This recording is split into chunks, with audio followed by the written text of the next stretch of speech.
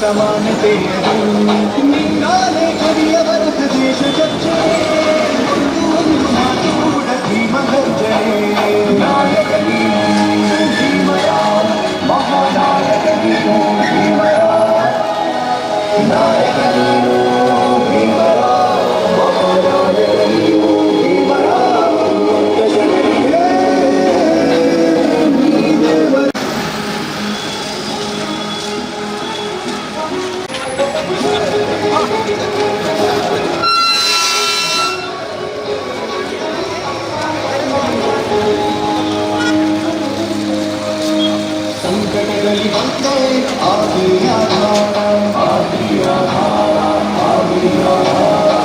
ನಿನ್ನಿಂದ ಅಸಮಾನತೆ ಈಗ ದೂರ ಸಂಕಟದಲ್ಲಿ ಬಂದೆ ಆಧಾರ ನಿನ್ನಿಂದ ಅಸಮಾನತೆ ಈಗ ದೂರ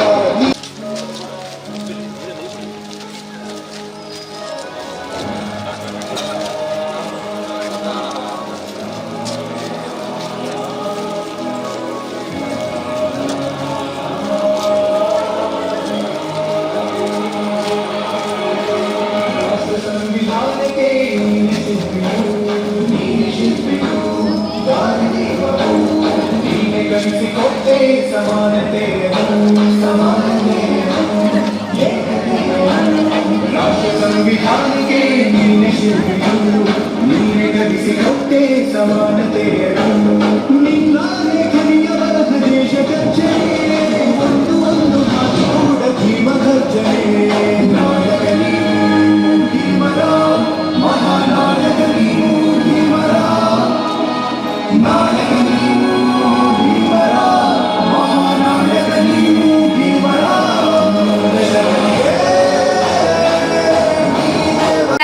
ತನುಜಾತೆ ಜಯ ಹೇ ಕರ್ನಾಟಕ ಮಾತೆ ಜಯ ಸುಂದರ ನದಿವನಗಳ ನಾಡೆ ಜಯ ಹೇ ರಸ ಋಷಿಗಳ ಬೀಡೆ ಭೂದೇವಿಯ ಮಕುಟದ ನವಮಣಿಯೇ ಗಂಧದ ಚಂದದ ಹೊನ್ನಿನ ಗಣಿಯೇ ರಾಘವ ಮಧುಸೂದನರವಧರಿಸಿದ ಭಾರತ ಜನನಿಯ ತನುಜಾತೆ ಜನನಿಯ ಜೋಗುಳ ವೇದದ ಘೋಷ ಜನನಿಗೆ ಜೀವವು ನಿನ್ನಾವೇಶ ಹಸುರಿನ ಗಿರಿಗಳ ಸಾಲೆ ನಿನ್ನಯ ಕೊರಳಿನ ಮಾಲೆ ಕಪಿಲ ಪತಂಜಲ ಗೌತಮ ಜಿನನುತ ಭಾರತ ಜನನಿಯ ತನುಜಾತೆ ಶಂಕರರ ಮನುಜ ವಿದ್ಯಾರಣ್ಯ ಬಸವೇಶ್ವರ ಮಧ್ವರ ದಿವ್ಯಾರಣ್ಯ ರನ್ನ ಷಡಕ್ಷರಿ ಪೊನ್ನ ಪಂಪಲ ಕುಮಿಪತಿ ಜನ್ನ ಕುಮಾರ ವ್ಯಾಸರ ಮಂಗಳಧಾಮ ಕವಿ ಕೋಗಿಲೆಗಳ ಪುಣ್ಯಾರಾಮ ನಾನಕ ರಾಮಾನಂದ ಕಬೀರರ ಭಾರತ ಜನನಿಯ ತನುಜಾತೆ ತೈಲಪ ಹೊಯ್ಸಳ ರಾಳಿದ ನಾಡೆ ಡಂಕನ ಜಕನರ ನೆಚ್ಚಿನ ಬೀಡೆ ಕೃಷ್ಣ ಶರಾವತಿ ತುಂಗ ಕಾವೇರಿಯವರ ರಂಗ ಚೈತನ್ಯ ಪರಮಹಂಸ ವಿವೇಕರ ಭಾರತ ಜನನಿಯ ತನುಜಾತೆ ಸರ್ವ ಜನಾಂಗದ ಶಾಂತಿಯ ತೋಟ ರಸಿಕರ ಕಂಗಳ ಸೆಳೆಯುವ ನೋಟ ಹಿಂದೂ ಕ್ರೈಸ್ತ ಮುಸಲ್ಮಾನ ಪಾರಸಿಕ ಜೈನರುದ್ಯಾನ ಜನಕನ ಹೋಲುವ ದೊರೆಗಳ ಧಾಮ ಗಾಯಕ ವೈಣಿಕರ ರಾಮ ಕನ್ನಡ ನುಡಿ ಕುಣಿದಾಡುವ ಗೇಹ ಕನ್ನಡ ತಾಯಿಯ ಮಕ್ಕಳ ದೇಹ ಭಾರತ ಜನನಿಯ ತನುಜಾತೆ ಜಯ ಹೇ ಕರ್ನಾಟಕ ಮಾತೆ ಜಯ ಹೇ ಕರ್ನಾಟಕ ಮಾತೆ ಜಯ ಹೇ ಕರ್ನಾಟಕ ಮಾತೆ.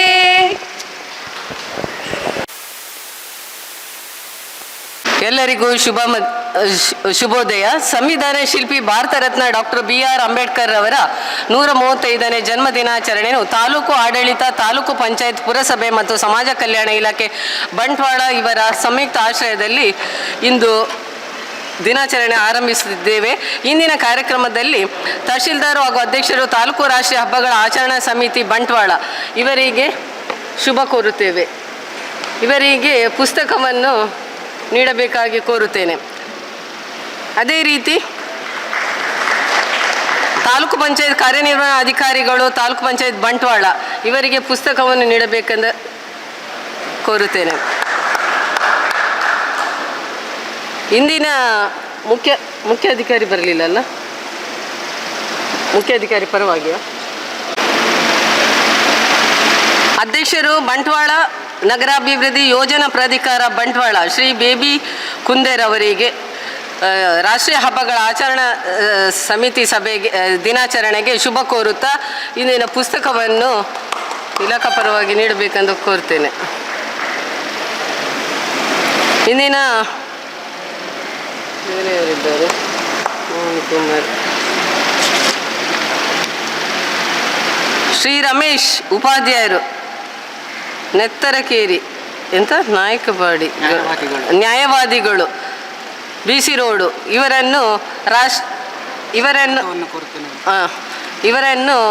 ಭಾರತ ರತ್ನ ಡಾಕ್ಟರ್ BR ಅಂಬೇಡ್ಕರ್ 135ನೇ ಜನ್ಮ ದಿನಾಚರಣೆಗೆ ಸ್ವಾಗತ ಕೋರುತ್ತೇನೆ. ಅದೇ ರೀತಿ ಪುಸ್ತಕವನ್ನು ನೀಡಬೇಕಾಗಿ ಕೋರುತ್ತೇನೆ. ಇಂದಿನ ಉಪನ್ಯಾಸವನ್ನು doctor Girish Bhat Ajekala MA PhD ಪ್ರಾಂಶುಪಾಲರು ಸರ್ಕಾರಿ ಪ್ರಥಮ ದರ್ಜೆ ಕಾಲೇಜು ಸಿದ್ದಗಟ್ಟೆ ಬಂಟ್ವಾಳ ತಾಲೂಕು ಇವರನ್ನು ಸ್ವಾಗತ ಕೋರುತ್ತೇನೆ. ಇವರಿಗೆ ಪುಸ್ತಕವನ್ನು ನೀಡಬೇಕೆಂದು ಕೋರುತ್ತೇನೆ. ಅದೇ ರೀತಿ ಶ್ರೀ ಮೋಹನ್ ಜಿಲ್ಲಾ ಘಟಕದ ಸಮುದಾಯದ ಮುಖಂಡರು, ಇವರಿಗೂ ಈ ಸಭೆಗೆ ಸ್ವಾಗತ ಕೋರುತ್ತೇನೆ. ಇವರಿಗೆ ಪುಸ್ತಕ ನೀಡಬೇಕಾಗಿ ಕೇಳಿಕೊಳ್ಳುತ್ತೇನೆ. ಅದೇ ರೀತಿ ಶ್ರೀ ಶೇಷಪ್ಪ ಬೆದ್ರಕಾಡು, ಇವರಿಗೂ ಭಾರತ ರತ್ನ ಡಾಕ್ಟರ್ BR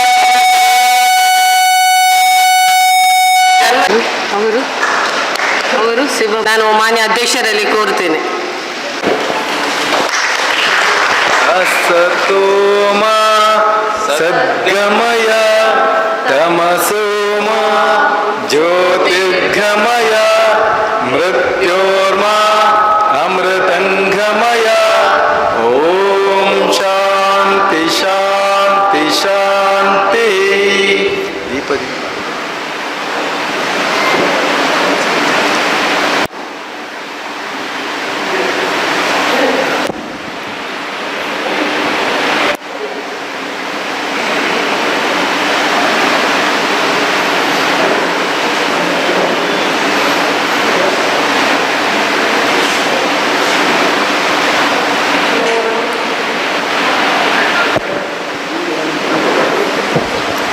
ಹಾಗೆ ಗಣ್ಯ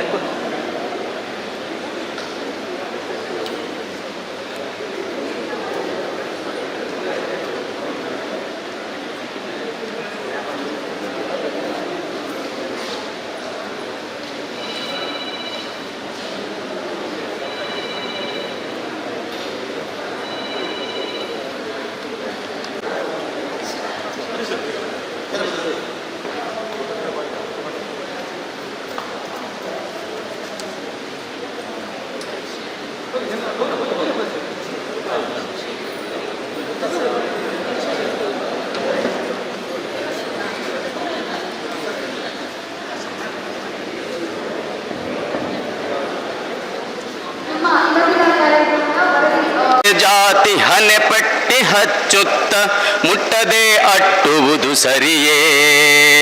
ಅಂತರಿಕ್ಷಕ್ಕೆ ಅಡಿಯಿಟ್ಟ ನರನಿಂದು ಅಂತರವ ತೋರುವುದು ಸರಿಯೇ. ಹುಟ್ಟಿನಿಂದಲಿ ಜಾತಿ ಹಣೆ ಪಟ್ಟಿ ಅಚ್ಚುತ್ತ ಮುಟ್ಟದೆ ಅಟ್ಟುವುದು ಸರಿಯೇ. ಪ್ರಾಣಿ ಪಕ್ಷಿಯಲಿನಿತು ಐಕ್ಯಮತ್ಯದ ಭಾವ ಸನ್ನಿರುವೆ ತೆರೆಸೀತೆ ಕಣ್ಣ. ಅಣುವ ಸೃಷ್ಟಿ ಮಾಡಿರಲು ಮಾದೇವ ಮತ್ತೇಕೆ ಅಸ್ಪೃಶ್ಯ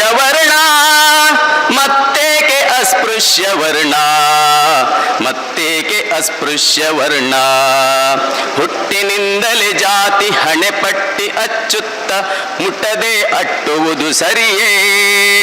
ತರತಮದ ಮೌಢ್ಯ ಮನುಕುಲದ ಜಾಡ್ಯ ಗಳಿಸೋನ ಹರಿಸುತ್ತ ಬಲವ, ಗುರುತಿಸುತ್ತ ಆತ್ಮ ಬೆಸೆಯುತ್ತ ಸ್ನೇಹ, ಗಳಿಸೋನ ಏಕತೆಯ ಬಲವ, ಗಳಿಸೋನ ಏಕತೆಯ ಬಲವ, ಗಳಿಸೋನ ಏಕತೆಯ ಬಲವ. ಹುಟ್ಟಿನಿಂದಲೇ ಜಾತಿ ಹಣೆಪಟ್ಟಿ ಹಚ್ಚುತ್ತ ಮುಟ್ಟದೆ ಅಟ್ಟುವುದು ಸರಿಯೇ, ಸೇವೆಯೇ ವೃತವು ದುಡಿಮೆಯೇ ಬಲವು, ಸಹಕರಿಸಿ ನೀವೆಲ್ಲ ಜೊತೆಗೆ.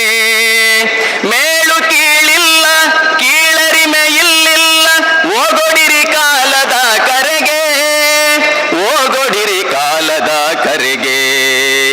ಗುಣದಲ್ಲಿ ಗರಿಮೆ ಏಕತೆಯ ಹಿರಿಮೆ, ಭಾರತೀಯ ಬೋಧನೆಯ ಮರ್ಮ, ಸರಸಮದ ಬಾಳ್ವೆ ಸಮಹಿತದ ದುಡಿಮೆ, ಅದುವೇ ನಿಜವಾದ ಧರ್ಮ, ಅದುವೇ ನಿಜವಾದ ಧರ್ಮ, ಅದುವೇ ನಿಜವಾದ ಧರ್ಮ. ಹುಟ್ಟಿನಿಂದಲೇ ಜಾತಿ ಹಣೆಪಟ್ಟಿ ಅಚ್ಚುತ್ತ ಮುಟ್ಟದೆ ಹಟ್ಟುವುದು ಸರಿಯೇ, ಮುಟ್ಟದೆ ಅಟ್ಟುವುದು ಸರಿಯೇ, ಮುಟ್ಟದೆ ಅಟ್ಟುವುದು ಸರಿಯೇ. ಧನ್ಯವಾದಗಳು ನವೀನ್ ಕೊಡಮೆಟ್ಟು. ಈ ಪ್ರಥಮ ದರ್ಜೆ ಕಾಲೇಜು ಸಿದ್ದಕಟ್ಟೆ, ಬಂಟ್ವಾಳ ತಾಲೂಕು.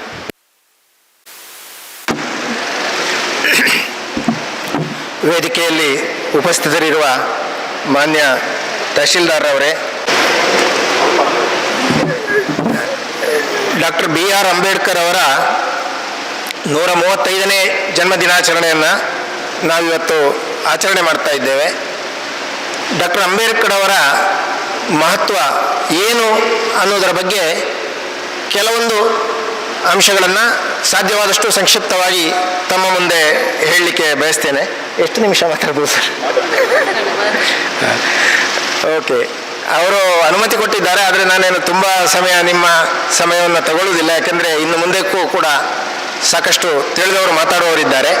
ಡಾಕ್ಟರ್ ಅಂಬೇಡ್ಕರ್ ಅವರು ನಮಗೆಲ್ಲ ಗೊತ್ತಿರುವ ಹಾಗೆ ಶ್ರೇಷ್ಠ ಕಾನೂನು ತಜ್ಞರು, ಆನಂತರ ಸಮಾಜ ಸುಧಾರಕರು, ಬಹಳ ದೊಡ್ಡ ಇಕಾನಮಿಸ್ಟ್. ಈ ಒಂದು ಮುಖ ಅಂಬೇಡ್ಕರ್ ಅವರ ವ್ಯಕ್ತಿತ್ವಕ್ಕೆ ಹಲವು ಆಯಾಮಗಳಿವೆ. ಅವರು ದೊಡ್ಡ ಅರ್ಥಶಾಸ್ತ್ರಜ್ಞರಾಗಿರುವುದು ಇದ್ದರು ಅನ್ನೋದು ಹೆಚ್ಚು ಜನರ ಗಮನದಲ್ಲಿ ಇಲ್ಲ, ಆದರೆ ಅವರು ದೊಡ್ಡ ಸಂಶೋಧನೆಗಳು ಅರ್ಥಶಾಸ್ತ್ರದ ಮೇಲೆ ಕೂಡ ಇದೆ ಅನ್ನೋದು ನಮ್ಗೆ ಗೊತ್ತಿರಬೇಕು. ಆಮೇಲೆ ರಾಜಕಾರಣಿಯಾಗಿ ಅಥವಾ ಕಾನೂನು ಮಂತ್ರಿಗಳಾಗಿ, ಕಾನೂನು ಮತ್ತು ನ್ಯಾಯ ಇಲಾಖೆಯಲ್ಲಿ ಮಂತ್ರಿಗಳಾಗಿ ಅವರು ಸುಮಾರು 4 ವರ್ಷ 1947ರಿಂದ 51ರವರೆಗೆ ಕೆಲಸ ಮಾಡಿದರು. ಮತ್ತು ಎಲ್ಲಕ್ಕಿಂತ ಮುಖ್ಯವಾಗಿ ನಮಗೆಲ್ಲ ಗೊತ್ತಿರುವ ಹಾಗೆ ಡ್ರಾಫ್ಟಿಂಗ್ ಕಮಿಟಿ ಆಫ್ ಕಾನ್ಸ್ಟಿಟ್ಯೂಷನ್, ಭಾರತದ ಸಂವಿಧಾನದ ರಚನಾ ಸಮಿತಿಯ ಅಧ್ಯಕ್ಷರಾಗಿ ಅವರು ಕೊಟ್ಟಂಥ ಕೊಡುಗೆ ಬಹಳ ದೊಡ್ಡದು. ಕೊನೆಗೆ 1956ರಲ್ಲಿ ಅವರು ತಮ್ಮ ಲಕ್ಷಾಂತರ ಅನುಯಾಯಿಗಳ ಜೊತೆಗೆ ಬೌದ್ಧ ಧರ್ಮಕ್ಕೆ ಮತಾಂತರವಾದದ್ದು ಕೂಡ ಒಂದು ಬಹಳ ಮುಖ್ಯವಾದ ಘಟನೆ ಭಾರತದ ಇತಿಹಾಸದಲ್ಲಿ ಅಂತ ನಾವೆಲ್ಲ ಓದಿದ್ದೇವೆ. ಅಂಬೇಡ್ಕರ್ ಅವರ ಜೀವನ ಚರಿತ್ರೆಯನ್ನು ಹಲವರು ಬರೆದಿದ್ದಾರೆ. ಅವರ ಪತ್ನಿ, 2ನೇ ಪತ್ನಿಯಾದಂಥ ಸವಿತಾ ಅಂಬೇಡ್ಕರ್ ಅವರು ಬರೆದಿದ್ದಾರೆ. ಆನಂತರ ಧನಂಜಯ ಕೀರ್ ಅನ್ನುವರು ಬರೆದಂತಹ ಬಹಳ ಅಧಿಕೃತವಾದ ಜೀವನ ಚರಿತ್ರೆ ಇದೆ. ಅಂಬೇಡ್ಕರ್ ಅವರೇ ತಾವೇ ಹೇಳಿಕೊಂಡಂತಹ ವಿಚಾರಗಳು ಕೂಡ ಇವೆ. ಅಲ್ಲದೆ ದತ್ತೋಪಂತ್ ಠೇಂಗಡಿ ಅನ್ನುವರು, ಅವರು BMS ಭಾರತದ ಕಾರ್ಮಿಕ ಸಂಘಟನೆಯನ್ನು ಸ್ಥಾಪನೆ ಮಾಡಿದವರು, ಅಂಬೇಡ್ಕರ್ರ ಒಡನಾಡಿಯಾಗಿದ್ದವರು. ಅವರು ಅಂಬೇಡ್ಕರ್ ಅವರ ಬಗ್ಗೆ ಒಂದು ಪುಸ್ತಕವನ್ನು, ಗಮನಾರ್ಹವಾದ ಪುಸ್ತಕವನ್ನು ಬರೆದಿದ್ದಾರೆ. ಹಾಗೆ ವಿದೇಶಿಯರು ಬರೆದಿದ್ದಾರೆ, ಆಕಾಶ್ ಸಿಂಗ್ ಅನ್ನೋರು ಬರೆದಿದ್ದಾರೆ. ಅನೇಕ ಜೀವನ ಚರಿತ್ರೆಗಳು ಬಂದಿವೆ. ಇದೆಲ್ಲದರ ಮೂಲಕ ನಮಗೆ ಡಾಕ್ಟರ್ ಅಂಬೇಡ್ಕರ್ ಅವರ ಬದುಕಿನ ಘಟ್ಟಗಳ ಬಗ್ಗೆ ತಿಳುವಳಿಕೆ ಸಿಗ್ತದೆ. ಅಂಬೇಡ್ಕರ್ ಅವರ ಬದುಕಿನ ಆರಂಭದಿಂದ ಬರುವುದಾದರೆ, ಅವರ ಅಜ್ಜನೂ ಕೂಡ ಬ್ರಿಟಿಷ್ ಆರ್ಮಿಯಲ್ಲಿ, ಬ್ರಿಟಿಷ್ ಇಂಡಿಯನ್ ಆರ್ಮಿ ಅಂತ ಹೇಳ್ತಾರೆ, ಅಂದರೆ ಬ್ರಿಟಿಷರ ಸೈನ್ಯ, ಆದರೆ ಅದರಲ್ಲಿ ಇದ್ದದ್ದು ಭಾರತೀಯರು. ನಮಗೆಲ್ಲ ಗೊತ್ತಿರುವ ಹಾಗೆ ಸ್ವಾತಂತ್ರ್ಯ ಪೂರ್ವದಲ್ಲಿ ಬ್ರಿಟಿಷರ ಸೈನ್ಯದಲ್ಲೂ ಭಾರತೀಯರಿದ್ದರು, ಬ್ರಿಟಿಷ್ ಪೊಲೀಸ್ ವ್ಯವಸ್ಥೆಯಲ್ಲಿ ಕೂಡ ಕೆಳಗಿನ ಹಂತಗಳಲ್ಲೆಲ್ಲ ಭಾರತೀಯರೇ ಇದ್ದದ್ದು. ಹಾಗಾಗಿ ಆ ಆರ್ಮಿಯಲ್ಲಿ ಡಾಕ್ಟರ್ ಅಂಬೇಡ್ಕರ್ ಅವರ ಅಜ್ಜ ಸೇವೆ ಸಲ್ಲಿಸ್ತಾ ಇದ್ರು. ಆನಂತರ ಅವರ ತಂದೆ ರಾಮ್ಜಿ ಸತ್ಪಾಲ್ ಅನ್ನೋರು ಕೂಡ ಆರ್ಮಿಯಲ್ಲೇ ಇದ್ದರು. ಮಧ್ಯಪ್ರದೇಶದ ಒಂದು ಕಂಟೋನ್ಮೆಂಟ್ನಲ್ಲಿ, ಸೈನ್ಯದ ಒಂದು ವಿಭಾಗದಲ್ಲಿ ಅವರು ಕೆಲಸ ಮಾಡ್ತಾ ಇದ್ದರಿಂದ ಮಧ್ಯಪ್ರದೇಶದಲ್ಲಿ ಹುಟ್ಟಿದ್ರು. ಡಾಕ್ಟರ್ ಅಂಬೇಡ್ಕರ್ ಅವರ ಮೂಲ ಮಹಾರಾಷ್ಟ್ರ ಆದರೂ ಕೂಡ, ಮತ್ತು ಅವರ ಹೆಚ್ಚಿನ ಕಾರ್ಯ ನಂತರದ ಅವಧಿಯಲ್ಲಿ ಮುಂಬೈ ಆಗಿದ್ದರೂ ಕೂಡ ಅವರು ಹುಟ್ಟಿದ್ದು ಮಧ್ಯಪ್ರದೇಶದಲ್ಲಿ. 1891ರಲ್ಲಿ ಅವರು ರಾಜಕಾರಣಿಗಳ ಮಂತ್ರಿ ಮಹೋದಯರ ಮಟ್ಟಿಗೆ ಹೇಳುವುದಾದರೆ ತುಂಬ ದೀರ್ಘಕಾಲ ಬದುಕಲಿಲ್ಲ. ಯಾಕೆಂದರೆ ರಾಜಕಾರಣದಲ್ಲಿ ಕೆಲವರಿಗೆ ಒಳ್ಳೆಯ ಅವಕಾಶ ಸಿಕ್ಕುವುದೇ 65 ವರ್ಷದ ನಂತರ. ಆದರೆ ಅಂಬೇಡ್ಕರ್ ಅವರು ಬದುಕಿದ್ದೇ 65 ವರ್ಷ. ಆದರೆ ಆ 65 ವರ್ಷಗಳ ಒಳಗೆ ಅವರು ಕಾನೂನು, ನ್ಯಾಯ, ರಾಜಕಾರಣ, ಸಮಾಜ ಸುಧಾರಣೆ ಹೀಗೆ ಅವರು ಸಾಧಿಸಿದಂತಹ ಸಾಧನೆ ಏನಿದೆ, ಏರಿದ ಎತ್ತರ ಏನಿದೆ, ರಾಷ್ಟ್ರೀಯ ಮಟ್ಟದಲ್ಲಿ ಮಾತ್ರ ಅಲ್ಲ ಅಂತಾರಾಷ್ಟ್ರೀಯವಾಗಿ ಬಹಳ ದೊಡ್ಡದು. ಹಾಗೆ ನೋಡಿದರೆ ಬಹಳ ವಿಶೇಷವಾದ ಒಂದು ವಿಷಯ ಏನಂದರೆ ಡಾಕ್ಟರ್ ಅಂಬೇಡ್ಕರ್ ಅವರ ಮಹತ್ವ ಅವರು ಬದುಕಿದ ಕಾಲದಲ್ಲಿ ಹೆಚ್ಚು ಆಗಲಿಲ್ಲ. ಬದುಕಿದ ಕಾಲದಲ್ಲಿ ಮಾತ್ರ ಅಲ್ಲ, ಅವರು ನಿಧನರಾಗಿಯೂ ಕೂಡ ಒಂದು 40-50 ವರ್ಷಗಳ ಕಾಲ ಅವರ ಮಹತ್ವ ಹೆಚ್ಚು ನಮ್ಮ ದೇಶದಲ್ಲಿ ಬಹಳ ಮಂದಿಗೆ ಗೊತ್ತಾಗಲಿಲ್ಲ. ಆದರೆ ಕ್ರಮೇಣ ಅವರ ಒಂದು ಏನು ಕೆಲಸ ಇದೆ ಅದು ವಿದ್ವತ್ತಿನ ಕ್ಷೇತ್ರದಲ್ಲಿರ್ಬೋದು, ಸಮಾಜದ ಕಾರ್ಯದಲ್ಲಿರ್ಬೋದು, ಅವ್ರು ಏನು ಮಾಡಿದ್ದಾರೆ ಅನ್ನೋದು ಇವತ್ತು ಹೆಚ್ಚು ಹೆಚ್ಚು ಜಗತ್ತಿಗೆ ಗೊತ್ತಾಗ್ತಾ ಇದೆ. 1990ರಲ್ಲಿ ಅವರಿಗೆ ಭಾರತ ರತ್ನ ಪ್ರಶಸ್ತಿ ಕೂಡ ಈ ಹಿನ್ನೆಲೆಯಲ್ಲಿ ಬಂದದ್ದು ನಾವು ನೆನಪು ಮಾಡಿಕೊಳ್ಬೋದು. ಅಂಬೇಡ್ಕರ್ ಅವರಿಗೆ ಆರಂಭದಲ್ಲಿ ಸಕ್ಪಾಲ್ ಅಂತಲೇ, ಸಕ್ಪಾಲ್ ಅಥವಾ ಕೆಲವರು ಸಾಕ್ಪಾಲ್ ಅಂತ ಹೇಳ್ತಾರೆ, ಸರ್ನೇಮ್ ಏನು ಉಪನಾಮ ಅಂತ ಹೇಳ್ತೇವೆ ಅದು ಇತ್ತು. ಆದರೆ ಶಾಲೆಯಲ್ಲಿ ಅವರಿಗೆ ಒಬ್ಬರು ಕೃಷ್ಣಾಜಿ ಅಂಬೇಡ್ಕರ್ ಅಂತ ಇದ್ರಂತೆ ಮಾಸ್ಟ್ರು. ಆ ಮೇಷ್ಟ್ರ ಕಾರಣದಿಂದ ಆ ಹೆಸರನ್ನು ಅಂಬೇಡ್ಕರ್ ಭೀಮರಾವ್ ರಾಮ್ಜಿ ಅಂದರೆ ತಂದೆ ಹೆಸರು, ಅಂಬೇಡ್ಕರ್ ಅಂತ ಆಯಿತು. ಅದರ ಮೊದಲು ತಂದೆಯವರು ಅಂಬಾಡಾವೇಕರ್ ಅಂತ, ಅಂಬಾಡಾವೆ ಎನ್ನುವ ಜಾಗದ ಹೆಸರಿನ ಹಿನ್ನೆಲೆಯಲ್ಲಿ ಅಂಬೇಡ್ಕರ್ಗೆ ಹೆಸರಿಟ್ಟಿದ್ರಂತೆ. ಏನೇ ಇರಲಿ, ಅಂಬೇಡ್ಕರ್ ಅವರು ಅವರ ತಂದೆ ತಾಯಿಗೆ 14ನೆಯ ಮತ್ತು ಕೊನೆಯ ಮಗು. 14ನೆಯ ಮತ್ತು ಕೊನೆಯ ಮಗು. ಅವರ ಎಲ್ಲ ಅಣ್ಣ ಅಕ್ಕಂದಿರು ಮಾಡದ ಸಾಧನೆಯನ್ನು ಅವರು ಮಾಡಿದರು. ಹೈಸ್ಕೂಲಿನ ಹಂತವನ್ನು ದಾಟುವ ಒಂದು ಅವಕಾಶ ಉಳಿದವರಿಗೆ ಸಿಗಲಿಲ್ಲ, ಆದರೆ ಡಾಕ್ಟರ್ ಅಂಬೇಡ್ಕರ್ ಅವರಿಗೆ ಸಿಕ್ಕಿತು. ಶಿಕ್ಷಣವನ್ನು ಪಡೆಯುವ ಅವಕಾಶವನ್ನು ಅವರು ಬಳಸಿಕೊಂಡ್ರು. ಹಾಗೆ ನೋಡಿದರೆ ಇತರ ಪರಿಶಿಷ್ಟ ಜಾತಿ ಪಂಗಡಗಳ ಮಕ್ಕಳಿಗೆ ಹೋಲಿಸಿದರೆ ಅಂಬೇಡ್ಕರ್ ಅವರು ಆರ್ಥಿಕವಾಗಿ ಬಹಳ ದುರ್ಬಲರು ಅಂತ ಹೇಳಲಿಕ್ಕಾಗುವುದಿಲ್ಲ. ಯಾಕೆಂದರೆ ಅವರ ತಂದೆ ಕೂಡ ಸೇವೆಯಲ್ಲಿದ್ದರು, ಅಜ್ಜನೂ ಸೇವೆಯಲ್ಲಿದ್ದರು. ಆದರೆ ಸಾಮಾಜಿಕವಾಗಿ ನಮ್ಮಲ್ಲಿ ನಮ್ಮ ಬದುಕನ್ನು ನಾವು ಸಾಮಾಜಿಕವಾಗಿ ಆರ್ಥಿಕವಾಗಿ ಅಂತ ವಿಭಾಗ ಮಾಡಿಕೊಂಡ್ರೆ ಸಾಮಾಜಿಕ ಅವಕಾಶಗಳು ಅಂತ ಏನು ಕರಿತೇವೆ ಅದು ಸಿಕ್ಕುವ ಜಾತಿ ಆಗಿರಲಿಲ್ಲ ಆಗಿನ ಕಾಲದಲ್ಲಿ ಡಾಕ್ಟರ್ ಅಂಬೇಡ್ಕರ್ ಅವರದ್ದು. ಆದ್ದರಿಂದ ಶಾಲೆಯಲ್ಲಿ ಅವರು ತಾರತಮ್ಯದ ಭಾವನೆಯನ್ನು ಎದುರಿಸಬೇಕಾಯಿತು. ಇದನ್ನೆಲ್ಲ ಅವರು ಬರ್ಕೊಂಡಿದ್ದಾರೆ. ಹೇಗೆ ನಮಗೆ ನೀರನ್ನು ಎಲ್ಲ ಮಕ್ಕಳು ಕುಡಿಯುವ ನೀರು ಕುಡಿಲಿಕ್ಕೆ ಅವಕಾಶ ಇರಲಿಲ್ಲ ಇತ್ಯಾದಿ ವಿಚಾರಗಳನ್ನೆಲ್ಲ ಅವರು ಬರ್ಕೊಂಡಿದ್ದಾರೆ. ಪದವಿಯನ್ನು ಅವರು ಪೊಲಿಟಿಕಲ್ ಸೈನ್ಸ್ನಲ್ಲಿ ರಾಜ್ಯಶಾಸ್ತ್ರದಲ್ಲಿ ಮುಂಬೈಯಲ್ಲಿ ಪಡ್ಕೊಂಡ್ರು. ಆನಂತರ MA ಪೋಸ್ಟ್ ಗ್ರಾಜ್ಯುಯೇಷನ್ ಸ್ನಾತಕೋತ್ತರ ಪದವಿ ಅದನ್ನು ಇಕನಾಮಿಕ್ಸ್ ಅರ್ಥಶಾಸ್ತ್ರದಲ್ಲಿ ಪಡ್ಕೊಂಡ್ರು. ಆ ಹೊತ್ತಿಗೆ ಸಯ್ಯಾಜಿರಾವ್ ಗಾಯಕ್ವಾಡ್ ಬರವಾಡದ ರಾಜರು ಅವರಿಗೊಂದು ಸ್ಕಾಲರ್ಶಿಪ್ ಕೊಡ್ತಾರೆ. ಮತ್ತು ಸ್ಕಾಲರ್ಶಿಪ್ಪಿನ ಮೊತ್ತ ಈಗಿನ ಕಾಲಕ್ಕೆ ಹೋಲಿಸಿದ್ರು ಕೂಡ ಭಾಳ ದೊಡ್ಡದೇ. ತಿಂಗಳಿಗೆ 11 ಪೌಂಡ್ ಅಂತ, ಇವತ್ತಿನ ಲೆಕ್ಕದಲ್ಲಿ ಹೇಳೋದಾದ್ರೆ ಹತ್ರ 1,000 ರೂಪಾಯಿ ಅಂತ ಹೇಳ್ಬೋದು ತಿಂಗಳಿಗೆ. ಆ ಮೊತ್ತ ಸಿಕ್ಕಿದ್ರಿಂದ, ಸ್ಕಾಲರ್ಶಿಪ್ ವಿದ್ಯಾರ್ಥಿ ವೇತನ ಸಿಕ್ಕಿದ್ರಿಂದ ಅವರು ನಂತರ ವಿದ್ಯಾಭ್ಯಾಸ ಇಂಗ್ಲೆಂಡ್ನಲ್ಲಿ 1923ರಲ್ಲಿ ಅವರು ಪ್ರಾಬ್ಲಮ್ ಆಫ್ ರುಪೀಸ್ ಅಂತ, ಭಾರತದ ಹಣಕಾಸಿನ ವ್ಯವಸ್ಥೆ, ಪ್ರಾಬ್ಲಮ್ ಆಫ್ ರುಪಿ ಅಂತ ಹೇಳಿದರೆ ಅದು ಭಾರತದ ಹಣಕಾಸಿನ ಒಂದು ಸಮಸ್ಯೆ. ಇವತ್ತು ರೂಪಾಯಿ ಮತ್ತು ಡಾಲರಿಗೆ ನಾವು ಹೋಲಿಕೆ ಮಾಡುವಾಗ ರೂಪಾಯಿಯ ಬೆಲೆ ಕುಸಿತ ಅಥವಾ ಬೆಲೆ ಏರಿತು ಅಂತ ಹೇಳಿದರೆ ಅದು ಭಾರತದ ಹಣಕಾಸಿನ ಪರಿಸ್ಥಿತಿಯ ಒಂದು ಪ್ರತಿಬಿಂಬ.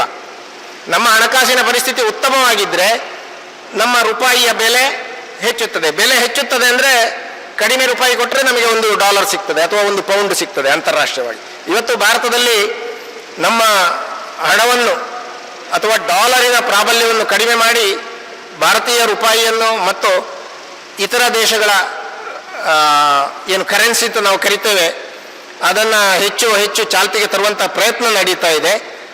ಇದರ ಹಿಂದೆ ಈ ಥರದ ಆಲೋಚನೆಗಳನ್ನು ಅಂಬೇಡ್ಕರ್ ಅವರು ಆಗಿನ ಕಾಲದಲ್ಲಿ 1200 ವರ್ಷಗಳಿಗಿಂತಲೂ ಹಿಂದೆ ಮಾಡಿದ್ರು ಅಂತ ಹೇಳೋದು ನಮಗೆ ಬಹಳ ಮುಖ್ಯವಾದ ವಿಷಯ. ಅವರು ಮುಂಬೈಯಲ್ಲಿ ಪ್ರೊಫೆಸರ್ ಆಗಿ ಕೆಲಸ ಮಾಡಿದರು. 2016ರಲ್ಲಿ ಅಂಬೇಡ್ಕರ್ ಅವರಿಗೆ ಬಹಳ ಬೇಗನೆ ಮದುವೆ ಆಗಿತ್ತು ರಮಾಬಾಯಿ ಅವರ ಜೊತೆಗೆ. ಸುಮಾರು 19-20 ವರ್ಷ ಆಗುವಾಗ ಅವರಿಗೆ ಮೊದಲ ಮಗು ಕೂಡ ಹುಟ್ಟಿಯಾಗಿತ್ತು. ಆದರೆ ಅಂಬೇಡ್ಕರ್ ಅವರಿಗೆ ಹುಟ್ಟಿದ ಮಕ್ಕಳಲ್ಲಿ ಒಬ್ಬನೇ ಮಗ ಯಶವಂತ್ ಅಂಬೇಡ್ಕರ್ ಅವರು ಮಾತ್ರ ಬದುಕಿ ಉಳಿದದ್ದು. ಅವರ ಮಗನೇ ಪ್ರಕಾಶ್ ಅಂಬೇಡ್ಕರ್ ಅಂತ ಈಗಲೂ ಕೂಡ ರಾಜಕೀಯದಲ್ಲಿ ಇದ್ದಾರೆ. ಮಹಾರಾಷ್ಟ್ರದಲ್ಲಿ. ಉಳಿದ ಮಕ್ಕಳು ಬೇಗನೆ ತೀರಿ ಹೋಗ್ತಾರೆ. ಯಾಕೆಂದರೆ ಅಂಬೇಡ್ಕರ್ ಅವರಿಗೆ ಅವರ ಕಲಿಕೆ ಮತ್ತು ಅಧ್ಯಯನ, ಸಾಮಾಜಿಕವಾದ ತೊಡಗಿಸಿಕೊಳ್ಳುವಿಕೆ ಇದರ ಎಡೆಯಲ್ಲಿ ಅವರ ಕುಟುಂಬವನ್ನು ಕೂಡ ಅವರು ಸರಿಯಾಗಿ ನೋಡಿಕೊಳ್ಳಿಕ್ಕಾಗಲಿಲ್ಲ. ಆರ್ಥಿಕ ಪರಿಸ್ಥಿತಿ ಕೂಡ ಅವರು ಆ ಹೊತ್ತಿನಲ್ಲಿ ಚೆನ್ನಾಗಿರಲಿಲ್ಲ. ಯಾಕೆಂದರೆ ಅವರ ಎಲ್ಲ ಸಂಪನ್ಮೂಲವನ್ನು ಅವರು ಅಧ್ಯಯನ, ಶಿಕ್ಷಣ ಇದಕ್ಕೆ ವಿನಿಯೋಗ ಮಾಡ್ತಾ ಇದ್ದಂಥ ಕಾಲ ಅದು. 1916ರಲ್ಲಿ ಅವರು ಇಂಗ್ಲೆಂಡಿನ ಬಾರ್ನಲ್ಲಿ ರಿಜಿಸ್ಟ್ರೇಷನ್ ಮಾಡಿ, ಬಾರ್ ಅಂದರೆ ನ್ಯಾಯ ವ್ಯವಸ್ಥೆ, ಕಾನೂನು ವ್ಯವಸ್ಥೆ, ಲಾಯರ್ ಆಗಲಿಕ್ಕೆ, ಅಡ್ವೊಕೇಟ್ ಆಗಲಿಕ್ಕೆ ಅರ್ಹತೆಯನ್ನು ಪಡ್ಕೊಳ್ತಾರೆ. ಹಾಗೆ 1927ರಲ್ಲಿ ಅವರು ಕೊಲಂಬಿಯಾ ವಿಶ್ವವಿದ್ಯಾಲಯದಿಂದ PhD ಪದವಿಯನ್ನು ಪಡ್ಕೊಂಡ್ರು. 2 MA, 2 PhD, DSc, doctor of science ಅಂದರೆ ಆಲ್ಮೋಸ್ಟ್ PhD. ಹಾಗೆ ಇಂಗ್ಲೆಂಡಿನಿಂದ PhD, ಡಾಕ್ಟರ್ ಆಫ್ ಸೈನ್ಸ್ ಇಕನಾಮಿಕ್ಸ್ನಲ್ಲಿ, ಕೊಲಂಬಿಯಾ ಯೂನಿವರ್ಸಿಟಿಯಿಂದ PhD ಡಿಗ್ರಿ, ಹೀಗೆ 2 ಮಾಸ್ಟರ್ ಡಿಗ್ರಿ, 2 PhD ಪದವಿಗಳನ್ನು ಕೂಡ ಪಡೆದವರು. ಅವರು ಲಾಯರ್ ಆಗಿ ಬೆಂಗಳೂರು ಹೈಕೋರ್ಟಲ್ಲಿ ಅಡ್ವೊಕೇಟ್ ಆಗಿ ಪ್ರಾಕ್ಟೀಸ್ ಮಾಡ್ತಾರೆ. ಆ ಅಡ್ವೊಕೇಟ್ ಆಗಿ ಇರುವಾಗಲೇ ಅವರ ಸಾಮಾಜಿಕವಾದ ಒಂದು ಹೋರಾಟದ ಮುಖ ಆರಂಭ ಆಗ್ತದೆ. ಅಂದರೆ ಯಾರಿಗೆ ನ್ಯಾಯವಾದಿಗಳನ್ನು, ಅಡ್ವೊಕೇಟ್ಗಳನ್ನು ನೇಮಕ ಮಾಡಿಕೊಳ್ಳಿಕ್ಕೆ ಅವಕಾಶ ಇಲ್ವೋ ಅಂತಹ ಹಿಂದುಳಿದ ವರ್ಗಗಳ ಪರವಾಗಿ ಅವರು ನ್ಯಾಯಾಲಯದಲ್ಲಿ ಹೋರಾಟ ಮಾಡ್ತಾರೆ. ಅನಂತರ 1920ರಲ್ಲಿ ಬಹಳ ಸಣ್ಣ ಪ್ರಾಯದಲ್ಲಿ, ಇವತ್ತಿನ ಮಟ್ಟಿಗೆ ಹೋಲಿಸಿದರೆ ಒಬ್ಬ ವ್ಯಕ್ತಿ ಸೆಟ್ಲ್ ಆಗಲಿಕ್ಕೆ ಒಂದು 25, 28, 29, 30 ವರ್ಷ ಬೇಕು. ಆ ಕಾಲದಲ್ಲಿ ಅವರು ಮೂಕನಾಯಕ ಅನ್ನೋ ಒಂದು ಪತ್ರಿಕೆಯನ್ನು ಆರಂಭ ಮಾಡ್ತಾರೆ. ಮೂಕನಾಯಕ ಅಂತ ಹೆಸರು ಬಹಳ ಅರ್ಥಪೂರ್ಣವಾಗಿದೆ. ಮೂಕನಾದವನಿಗೆ ಬಾಯಿ ಬಂದಾಗ ಅಂತ ನಮ್ಮ ಕನ್ನಡದಲ್ಲಿ ಪದ್ಯ ಎಲ್ಲ ಬರೆದಿದ್ದಾರೆ. ಮೂಕರಿಗೆ ಬಾಯಿ ಬಂದಾಗ ಅಂತ ಅಂದರೆ ಯಾರಿಗೆ ಧ್ವನಿ ಇಲ್ವೋ, ಮೂಕ ಎನ್ನುವುದು ಒಂದು ರೂಪಕಾತ್ಮಕವಾದ ಹೇಳಿಕೆ. ಮೂಕ ಅಂದರೆ ಮಾತಾಡಲಿಕ್ಕೆ ಬರ್ತಾ ಇರಲಿಲ್ಲ ಅಂತಲ್ಲ, ಏನನ್ನ ಮಾತಾಡಬೇಕು, ಯಾವಾಗ ಮಾತಾಡಬೇಕು, ಆ ಮಾತಾಡಲಿಕ್ಕೆ ಅವಕಾಶ ಇಲ್ಲದವರು ಅಂತ ಅರ್ಥ. ಆ ಥರದ ಅವಕಾಶ ಇಲ್ಲದವರಿಗೆ ಧ್ವನಿಯನ್ನು ಕೊಡುವಂಥ ಒಂದು ವಾರಪತ್ರಿಕೆಯನ್ನು ಅವರು ಆರಂಭ ಮಾಡಿದರು. ಅಸ್ಪೃಶ್ಯತೆಯ ವಿರುದ್ಧ ಹೋರಾಟವನ್ನು ಶುರು ಮಾಡಿದರು. ಮಹಾಡು ಸತ್ಯಾಗ್ರಹ ಅಂತ ಒಂದು ಕೆರೆಯ ನೀರಿನ ವಿಚಾರದಲ್ಲಿ ಮಾಡಿದಂಥದ್ದು. ಆಮೇಲೆ ಕಾಲಾರಾಮ್ ಟೆಂಪಲ್, ಅದು ಒಂದು ದೇವಸ್ಥಾನದ ಪ್ರವೇಶಕ್ಕೆ ಅವಕಾಶ ಸಿಗಬೇಕು ಅಂತ ಪ್ರಯತ್ನ ಮಾಡಿದ್ದು. ಇದೇ 1920ರ ದಶಕದಲ್ಲಿ ಸಾವರ್ಕರ್ ಅವರು ಕೂಡ ಅಂಡಮಾನಿನ ಸೆರೆಮನೆಯಿಂದ ಬಂದ ನಂತರ ದೇವಸ್ಥಾನ ಪ್ರವೇಶ, ಸಹಪಂಕ್ತಿ ಊಟ ಇತ್ಯಾದಿ ಹೋರಾಟಗಳನ್ನು ಮಹಾರಾಷ್ಟ್ರದಲ್ಲಿ ಆರಂಭ ಮಾಡಿದರು. ಹಾಗೆ ನೋಡಿದರೆ ಸಾವರ್ಕರ್ ಜೊತೆಗೆ ಸಾಮಾಜಿಕ ವಿಷಯದಲ್ಲಿ ಅಂಬೇಡ್ಕರ್ ಅವರಿಗೆ ಯಾವುದೇ ಅಸಮಾಧಾನ ಇರಲಿಲ್ಲ. ಆಮೇಲೆ ಅಂದರೆ ಮಹಾರಾಷ್ಟ್ರ ಎನ್ನುವುದು ಬಹಳ ಬೇಗನೆ ನಮ್ಮ ದೇಶದಲ್ಲಿ ಈ ಸಾಮಾಜಿಕವಾದ ಚಳುವಳಿಯಲ್ಲಿ ತೊಡಗಿಸಿಕೊಳ್ಳುವಂತಹ ಒಂದು ಸಂದರ್ಭವನ್ನು ನಾವು ಕಾಣುತ್ತೇವೆ. ನಮ್ಮ ದಕ್ಷಿಣ ಕನ್ನಡ ಕೂಡ ಇದಕ್ಕೆ ಸ್ವಲ್ಪ ಮಟ್ಟಿಗೆ ಹೋಲಿಸಬಹುದಾದಂಥ ಪ್ರದೇಶ ಅಂತ ನಾವು ನೆನಪು ಮಾಡಿಕೊಳ್ಳಬೇಕು. ದಕ್ಷಿಣ ಕನ್ನಡದಲ್ಲಿ ಕೂಡ ನಮ್ಮ ಕುದ್ಮಲ್ ರಂಗರಾಯರು, ಕಾರನಾಡು ಸದಾಶಿವರಾವ್ ಇಂಥವರೆಲ್ಲ ಬಹಳ ಬೇಗನೆ ಈ ಅಸ್ಪೃಶ್ಯತೆ, ಅಸಮಾನತೆ, ಜಾತಿಯ ಅಸಮಾನತೆಯನ್ನೆಲ್ಲ ತೊಡಿಲಿಕ್ಕೆ ಪ್ರಯತ್ನ ಮಾಡಿದರು. ಕಾರಣ ಸ್ಪಷ್ಟ. ಏನು ಅಂತಂದರೆ ಬ್ರಿಟಿಷರ ಕಾಲದಲ್ಲಿ ಮೊದಲು ಆಧುನಿಕ ಶಿಕ್ಷಣವನ್ನು ಪಡ್ಕೊಂಡಂತಹ ಪ್ರದೇಶಗಳಲ್ಲಿ ಈ ಮಹಾರಾಷ್ಟ್ರ, ಬಂಗಾಳ ಮತ್ತು ದಕ್ಷಿಣ ಕನ್ನಡ ಮುಖ್ಯವಾಗಿ ನಮಗೆ ಕಾಣುವಂಥದ್ದು. ಆ ಕಾರಣದಿಂದಲೇ ಸಾಹಿತ್ಯದ ದೃಷ್ಟಿಯಲ್ಲಿ ನೋಡಿದರೂ ಕೂಡ ದಕ್ಷಿಣ ಕನ್ನಡದಲ್ಲಿ ಮೊದಲಿನ ಸಾಹಿತ್ಯ ರಚನೆ ಆಯಿತು ಹೊಸಗನ್ನಡದ ಕಾಲದಲ್ಲಿ. ಸಾಮಾಜಿಕವಾದ ಹೋರಾಟ ಬೇಗನೆ ಆರಂಭ ಆಯಿತು. ಸ್ವಾತಂತ್ರ್ಯ ಹೋರಾಟ ಕೂಡ ಇಲ್ಲಿ ಮೊದಲ ಕಾಲದಲ್ಲಿ ಆರಂಭ ಆಯಿತು. ಇದೆಲ್ಲ ನಾವು ಗಮನಿಸಬಹುದಾದಂತಹ ಸಂಗತಿಗಳು. ಕರ್ನಾಟಕದ ಮಟ್ಟಿಗೆ ಈಗೇನು ಬೆಂಗಳೂರು, ಮೈಸೂರು ಪ್ರಾಂತ್ಯ ಎಲ್ಲ ಹೇಳ್ತೇವೆ, ಅಲ್ಲಿ ಸ್ವಾತಂತ್ರ್ಯ ಹೋರಾಟ ಅಷ್ಟು ತೀವ್ರಗತಿಯಲ್ಲಿ ಏನು ಆರಂಭ ಆಗಿರಲಿಲ್ಲ. ಆಮೇಲೆ ಡಾಕ್ಟರ್ ಅಂಬೇಡ್ಕರ್ ಅವರು ಮುಂದಿನ ಹಂತದಲ್ಲಿ ರಾಜಕೀಯದ ಅಧಿಕಾರದ ಬಗ್ಗೆ ಅವರು ಯೋಚನೆ ಮಾಡ್ತಾರೆ. ಅಂದರೆ ಈ ಸಾಮಾಜಿಕವಾದ ಒಂದು ಸ್ಥಿತಿಗತಿಗೆ ರಾಜಕೀಯ ಕೂಡ ಕಾರಣ. ರಾಜಕಾರಣದಲ್ಲಿ ಪರಿಶಿಷ್ಟ ಜಾತಿ ಪಂಗಡಗಳ ಪ್ರಾತಿನಿಧ್ಯ ಕಡಿಮೆ ಆದದ್ದೇ ಅವರ ಇತರ ಆರ್ಥಿಕ ಮತ್ತು ಸಾಮಾಜಿಕ ಕ್ಷೇತ್ರದ ಹಿಂದುಳಿಯುವಿಕೆಗೂ ಕೂಡ ಕಾರಣ, ತಾರತಮ್ಯಕ್ಕೂ ಕೂಡ ಕಾರಣ ಅಂತ ಅನ್ನೋದು ಅವರು ಕಂಡುಕೊಳ್ತಾರೆ. ಹಾಗಾಗಿ 1932ರಲ್ಲಿ ಅವರು ಸಪರೇಟ್ ಇಲೆಕ್ಟೋರೇಟ್, ಪ್ರತ್ಯೇಕವಾದ ಪರಿಶಿಷ್ಟ ಜಾತಿಗಳಿಗೆ ಪ್ರತ್ಯೇಕವಾದ ಚುನಾವಣಾ ಸ್ಥಾನಗಳನ್ನು, ಪ್ರಾತಿನಿಧಿಕ ಸ್ಥಾನವನ್ನು ಮೀಸಲಿಡಬೇಕು ಅಂತ ಹೋರಾಟ ಮಾಡ್ತಾರೆ. ಮಹಾತ್ಮ ಗಾಂಧಿಯವರು ಇದನ್ನು ವಿರೋಧಿಸ್ತಾರೆ. ಭಾರತದ ಒಂದು ಜನವರ್ಗವನ್ನು ವಿಭಾಗಿಸುವಂಥ ಕ್ರಮ ಇದು ಅಂತ ಉಪವಾಸ ಮಾಡ್ತಾರೆ. ಆಮೇಲೆ ಮದರ್ ಮೋಹನ್ ಮಾಲವೀಯ ಮೊದಲಾದವರೆಲ್ಲ ಸೇರಿ ಒಂದು ಸಂಧಿ ಮಾಡಿ ಪೂನಾ ಪ್ಯಾಕ್ಟ್ ಅಂತ, ಪೂನಾ ಒಪ್ಪಂದ ಅನ್ನೋ ಒಂದು ಒಪ್ಪಂದ ಆಗ್ತದೆ. ಅದರ ಮೂಲಕ ಪರಿಶಿಷ್ಟ ಜಾತಿ ಪಂಗಡಗಳಿಗೆ ಪ್ರಾತಿನಿಧ್ಯದ ವ್ಯವಸ್ಥೆ ಕೂಡ ಚುನಾವಣೆಯ ವ್ಯವಸ್ಥೆಯಲ್ಲಿ ಸಿಗ್ತದೆ. ಆಮೇಲೆ ಅಂಬೇಡ್ಕರ್ ಅವರ ಬಹಳ ಮುಖ್ಯವಾದ ಬೌದ್ಧಿಕ ಮತ್ತು ವಿದ್ವತ್ತಿನ ಕೆಲಸಗಳು ಇದರೆಡೆಯಲ್ಲೇ ನಡೀತವೆ. ಸುಮಾರು 1936 ಹೊತ್ತಿಗೆ ಅವರು ಎನ್ನಿಲೇಷನ್ ಆಫ್ ಕಾಸ್ಟ್ ಅಥವಾ ಜಾತಿ ವಿನಾಶದ ಕುರಿತಾದ ಒಂದು ಪುಸ್ತಕವನ್ನು ಬರೀತಾರೆ. ಈ ಜಾತಿಗಳಿಂದಾಗಿ ಏನು ಸಮಸ್ಯೆಗಳಾಗಿದೆ ಅಂತ. ಆಮೇಲೆ ಹಿಂದೂ ಧರ್ಮದ ಒಗಟುಗಳು, ಹಿಂದೂ ಧರ್ಮದಲ್ಲಿರುವ ಸಮಸ್ಯೆಗಳೇನು ಅಂತ ಅವರು ಬರೀತಾರೆ. ದೊಡ್ಡ ಸ್ಕಾಲರ್ ಅವರು. 50,000ದಷ್ಟು ಪುಸ್ತಕಗಳು ಅವರ ಸ್ವಂತ ಪುಸ್ತಕಗಳಿದ್ದುವಂತೆ. 50,000 ಅಂದರೆ ನಾವು ಇಮ್ಯಾಜಿನ್ ಮಾಡಲಿಕ್ಕೆ ತುಂಬ ಕಷ್ಟ ಇದೆ. ಈ ಕೋಣೆಯಲ್ಲಿ ಹಿಡಿಯುವ ಸಾಧ್ಯತೆ ಇಲ್ಲ. ಕನಿಷ್ಠ 150ರಿಂದ 200ರಷ್ಟು ಕಪಾಟುಗಳು, ನಮ್ಮ ಗೋಡ್ರೇಜ್ ಕಪಾಟು ಅಂತ ಹೇಳ್ತೇವಲ್ಲ, ಅಷ್ಟು ಕಪಾಟುಗಳಲ್ಲಿ ಹಿಡಿಯುವಷ್ಟು ಪುಸ್ತಕ ಅವರ ಸ್ವಂತದ್ದಿತ್ತು. ಒಂದು ಪುಸ್ತಕಕ್ಕೆ 100 ರೂಪಾಯಿ ಅಂತ ರೇಟ್ ಹಿಡಿದ್ರು ಕೂಡ ಎಷ್ಟು ರೂಪಾಯಿ ಆಗ್ಬೋದು ನೀವು ಯೋಚನೆ ಮಾಡಿ. ಇವತ್ತಿನ ಕಾಲದಲ್ಲಿ 50,000 ಪುಸ್ತಕಗಳಿಗೆ ಎವರೇಜ್ ಆಗಿ 200ರಿಂದ 300 ರೂಪಾಯಿ ನೀವು ಒಂದು ಪುಸ್ತಕಕ್ಕೆ ಹಿಡಿದು ರೇಟ್ ಲೆಕ್ಕ ಮಾಡಬೇಕು. ಆ ಪುಸ್ತಕಗಳು ಅವರ ದೊಡ್ಡ ಸಂಪತ್ತಾಗಿತ್ತು. ಮತ್ತು ಅವರು ಮನೆಯನ್ನು ಕಟ್ಟಿಸಿದ್ದೇ ಪುಸ್ತಕಗಳನ್ನು ಇಡ್ಲಿಕ್ಕೆ ಅಂತಲೂ ಕೂಡ ಹೇಳ್ತಾರೆ. ಮುಂಬೈಯಲ್ಲಿ ಒಂದು ಮನೆಯನ್ನು ಕಟ್ಟಿಸಿದ್ದೇ ಅವರ ಪುಸ್ತಕಕ್ಕೆ ಜಾಗ ಆಗಬೇಕು ಅನ್ನುವ ಕಾರಣಕ್ಕೆ. ಆ ಸ್ಕಾಲರ್ಶಿಪ್ ಎಷ್ಟು ದೊಡ್ಡದು ಅಂದರೆ, ಈಗಾಗಲೇ ನಾನು ಹೇಳಿದೆ, ಅವರು ಅರ್ಥಶಾಸ್ತ್ರಜ್ಞರಾಗಿ PhD ಎಲ್ಲ ಪೂರೈಸಿದ್ರು, ರಾಜಕೀಯದ ಬಗ್ಗೆ ಬರೆದ್ರು. ಅನಂತರ ಮುಖ್ಯವಾಗಿ ಅವರು ಸಮಾಜಶಾಸ್ತ್ರಜ್ಞರಾಗಿ ನಮಗೆ ಕಾಣುವುದೆಲ್ಲಿ ಅಂದರೆ ಸೋಷಿಯಾಲಜಿಯ ವಿಷಯ. ಅದು ಈ ಧರ್ಮಗಳನ್ನು ವಿಮರ್ಶೆ ಮಾಡಿದರು. ಅದು ಹಿಂದೂ ಧರ್ಮ ಇರಬಹುದು. 1940ರಲ್ಲಿ ಏನಾಯಿತು ಅಂದರೆ, ಪಾಕಿಸ್ತಾನದ ಬೇಡಿಕೆಯನ್ನು ಮುಸ್ಲಿಂ ಲೀಗ್ ಮಂಡಿಸಿದಾಗ ಅವರು ಈ ಇಡೀ ಬೇಡಿಕೆಯ ಹಿಂದೆ ಇರುವಂತಹ ತಾತ್ವಿಕವಾದ ನಿಲುವು ಏನು ಸಮಸ್ಯೆ ಇದೆ, ಹಾಗೆ ಅವರು ಇಸ್ಲಾಮನ್ನು ವಿಮರ್ಶೆ ಮಾಡಿದರು, ಕ್ರೈಸ್ತ ಧರ್ಮವನ್ನು ವಿಮರ್ಶೆ ಮಾಡಿದರು. ಅವರು 30ರ ದಶಕದಲ್ಲಿ ಹೇಳಿದರು, ನಾನು ಮತಾಂತರ ಆಗ್ತೇನೆ ಹಿಂದೂ ಧರ್ಮದಿಂದ ಅಂತ ಘೋಷಣೆ ಮಾಡಿದರು. ಆದರೆ ಹಾಗೆ ಘೋಷಣೆ ಮಾಡಿದವರು ತಕ್ಷಣ ಯಾವುದೋ ಧರ್ಮಕ್ಕೆ, ರಿಲಿಜನಿಗೆ ಮತಾಂತರ ಆಗಲಿಲ್ಲ. ಬದಲಾಗಿ ಎಲ್ಲ ಮತಗಳನ್ನು, ಧರ್ಮಗಳನ್ನು ವಿಮರ್ಶೆ ಮಾಡಿದರು ಮತ್ತು ಬರೆದರು ಕೂಡ ಅದರ ಬಗ್ಗೆ. ಹಾಗಾಗಿ ಕ್ರೈಸ್ತ ಧರ್ಮದಲ್ಲಿರುವ ಸಮಸ್ಯೆ ಏನು ಬರೆದರು, ಇಸ್ಲಾಂ ಧರ್ಮದಲ್ಲಿರುವ ಸಮಸ್ಯೆ ಏನು ಬರೆದರು. ಸಿಖ್ ಧರ್ಮಕ್ಕೂ ನಾನು ಹೋಗಲಿಲ್ಲ, ಯಾಕೆಂದರೆ ಅಲ್ಲಿಯೂ ಕೂಡ ನನಗೆ ಮತಾಂತರವಾದರೆ ಸರಿಯಾದ ಸ್ಥಾನಮಾನ ಸಿಕ್ಕುವ ಧೈರ್ಯ ಇಲ್ಲ ಅಂತ ಅವರು ಹೇಳಿದರು. ಕೊನೆಗೆ ಅವರು ಬೌದ್ಧ ಧರ್ಮವನ್ನು ಆಯ್ಕೆ ಮಾಡಿಕೊಂಡು 56ರಲ್ಲಿ ಬೌದ್ಧ ಧರ್ಮಕ್ಕೆ ಮತಾಂತರ ಆದರು. ಹಾಗೆ ಮತಾಂತರ ಆಗುವ ಮೊದಲಿನ ಅವರ ವಿಚಾರಗಳನ್ನು ನಾವು ನೋಡಿದರೆ, ಅವರೊಂದು ಪುಸ್ತಕ ಇದೆ, ಬುದ್ಧ ಮತ್ತು ಮಾರ್ಕ್ಸ್ ಅಂತ ಬರೆದರು. ಈ ಬುದ್ಧ ಮತ್ತು ಮಾರ್ಕ್ಸ್ ಅನ್ನುವ ಪುಸ್ತಕದಲ್ಲಿ ಅವರು ವಿಶೇಷವಾಗಿ ಹೇಳ್ತಾರೆ, ಜನರಿಗೆ ಕೇವಲ ಮೆಟೀರಿಯಲ್ ಅಂದರೆ ಭೌತಿಕವಾದ ಸಂಪತ್ತು ಮಾತ್ರ ಮುಖ್ಯ ಅಲ್ಲ. ನಾವಿಗೇನು ಮನೆ, ಹಣ, ಕುರ್ಚಿ, ಕಾರು, ಬೈಕು ಇತ್ಯಾದಿಗಳನ್ನು ಹೇಳ್ತೇವೆ, ಈ ಅನುಕೂಲಗಳು ನಮ್ಮ ಶ್ರೀಮಂತಿಕೆಯ ದ್ಯೋತಕವಾಗಿ ಇದೆಲ್ಲ ಇದ್ದರೆ ಅವನು ಶ್ರೀಮಂತ, ದೊಡ್ಡ ಮನೆ ಇದ್ದರೆ, ದೊಡ್ಡ ವಾಹನ ಇದ್ದರೆ ಅಂತ ನಾವು ಪರಿಗಣಿಸ್ತೇವೆ. ಇದನ್ನು ನಾವು ಮೆಟೀರಿಯಲ್ ಆದಂತಹ ಸಂಪತ್ತು ಅಂತ ಕರಿಬಹುದು, ಭೌತಿಕವಾದ ಸಂಪತ್ತು. ಅಂಬೇಡ್ಕರ್ ಅವರು ಹೇಳ್ತಾರೆ, ಕಾರ್ಲ್ ಮಾರ್ಕ್ಸನ್ನು ವಿಮರ್ಶೆ ಮಾಡುತ್ತಾ, ನಮಗೆ ಭೌತಿಕವಾದ ಸಂಪತ್ತು ಮಾತ್ರ ಮುಖ್ಯವಲ್ಲ, ಸ್ಪಿರಿಚುವಲ್, ಆಧ್ಯಾತ್ಮಿಕವಾದ ಒಂದು ಏಳಿಗೆ ಮನುಷ್ಯನಿಗೆ ಬಹಳ ಮುಖ್ಯ ಅಂತ. ಇದು ಬಹಳ ಮುಖ್ಯವಾಗಿ ನಾವು ಗಮನಿಸಬೇಕಾದದ್ದು. ಯಾಕೆಂದರೆ ಅಂಬೇಡ್ಕರ್ ಅವರನ್ನು ಇಷ್ಟವರೆಗೆ ನಾನು ಹೇಳುವಾಗಲೂ ಕಾನೂನು ತಜ್ಞ, ರಾಜಕಾರಣಿ, ಅರ್ಥಶಾಸ್ತ್ರಜ್ಞ ಇತ್ಯಾದಿ ಹೇಳಿದೆ. ಆದರೆ ಅವರೊಬ್ಬ ದೊಡ್ಡ ಅಧ್ಯಾತ್ಮದ ವ್ಯಕ್ತಿ ಕೂಡ ಹೌದು. 12ನೇ ಶತಮಾನದಲ್ಲಿ ಬಸವಣ್ಣನಂತಹ ವಚನಕಾರರಿರ್ಬೋದು, ಅಥವಾ ಅದಕ್ಕಿಂತಲೂ ಪೂರ್ವದಲ್ಲಿ ಬುದ್ಧ ದೇವ, ಭಗವಾನ್ ಬುದ್ಧ ಅಂತ ಏನು ಕರಿತೇವೆ, ಬುದ್ಧ ದೇವ ಇರಬಹುದು. ಇವರೆಲ್ಲ ಎಲ್ಲರಿಗೂ ಅಧ್ಯಾತ್ಮದ ಅವಕಾಶ ಸಿಗಬೇಕು ಅಂತ ಪ್ರತಿಪಾದಿಸಿದ್ರು.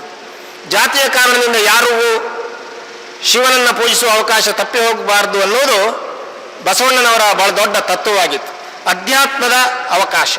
ಅಂಬೇಡ್ಕರ್ ಅವರು ಸಾಮಾಜಿಕವಾದ ಅವಕಾಶ, ಆರ್ಥಿಕ ಅವಕಾಶ, ಎಲ್ಲ ರಾಜಕೀಯ ಅವಕಾಶಗಳು ದಲಿತರಿಗೆ ಅಥವಾ ಹಿಂದುಳಿದವರಿಗೆ ಸಿಗಬೇಕು ಅಂತ ಪ್ರತಿಪಾದನೆ ಮಾಡುವುದರ ಜೊತೆಗೆ ಅಧ್ಯಾತ್ಮದ ಅವಕಾಶ ಸಿಗಬೇಕು ಅನ್ನುವ ಕಾರಣಕ್ಕಾಗಿ ಅವರು ಬೌದ್ಧ ತತ್ವವನ್ನು ಆಯ್ಕೆ ಮಾಡಿಕೊಂಡರು.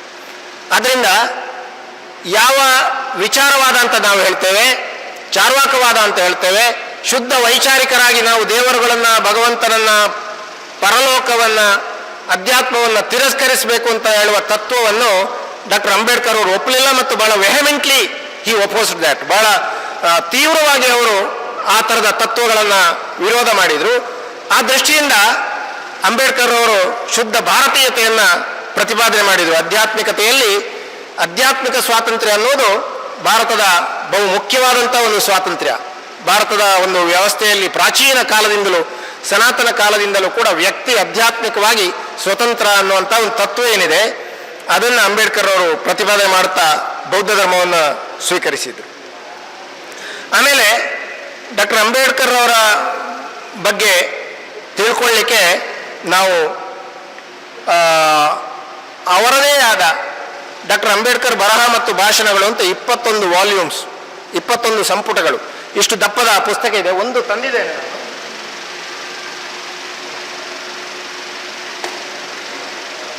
ಇದು ಇವತ್ತು ಹೆಚ್ಚಿನ ಶಾಲಾ ಕಾಲೇಜುಗಳಲ್ಲಿ ಇದೆ, ಬಹಳ ಕಡಿಮೆ ಬೆಲೆ. ಇಷ್ಟು ದಪ್ಪದ ಪುಸ್ತಕಕ್ಕೆ ಇವತ್ತು ನೀವು ಅಂಗಡಿಯಲ್ಲಿ ಎಷ್ಟು ರೇಟ್ ಇರ್ಬೋದು ಅಂತ ಕಲ್ಪನೆ ಮಾಡಿಕೊಳ್ಬೋದು. 1800 ಪೇಜ್ ಇದೆ. ಇದು 800 ಪೇಜಿಗೆ ಕನಿಷ್ಠ 800 ರೂಪಾಯಿ ಇದೆ ಇವತ್ತು. ಆದರೆ ಈ ಪುಸ್ತಕ ಇರೋದು 100 ರೂಪಾಯಿ. 2100 ರೂಪಾಯಿಗೆ 21 ಸಂಪುಟ ಇಷ್ಟು ದಪ್ಪದ್ದು ಸಿಗ್ತದೆ.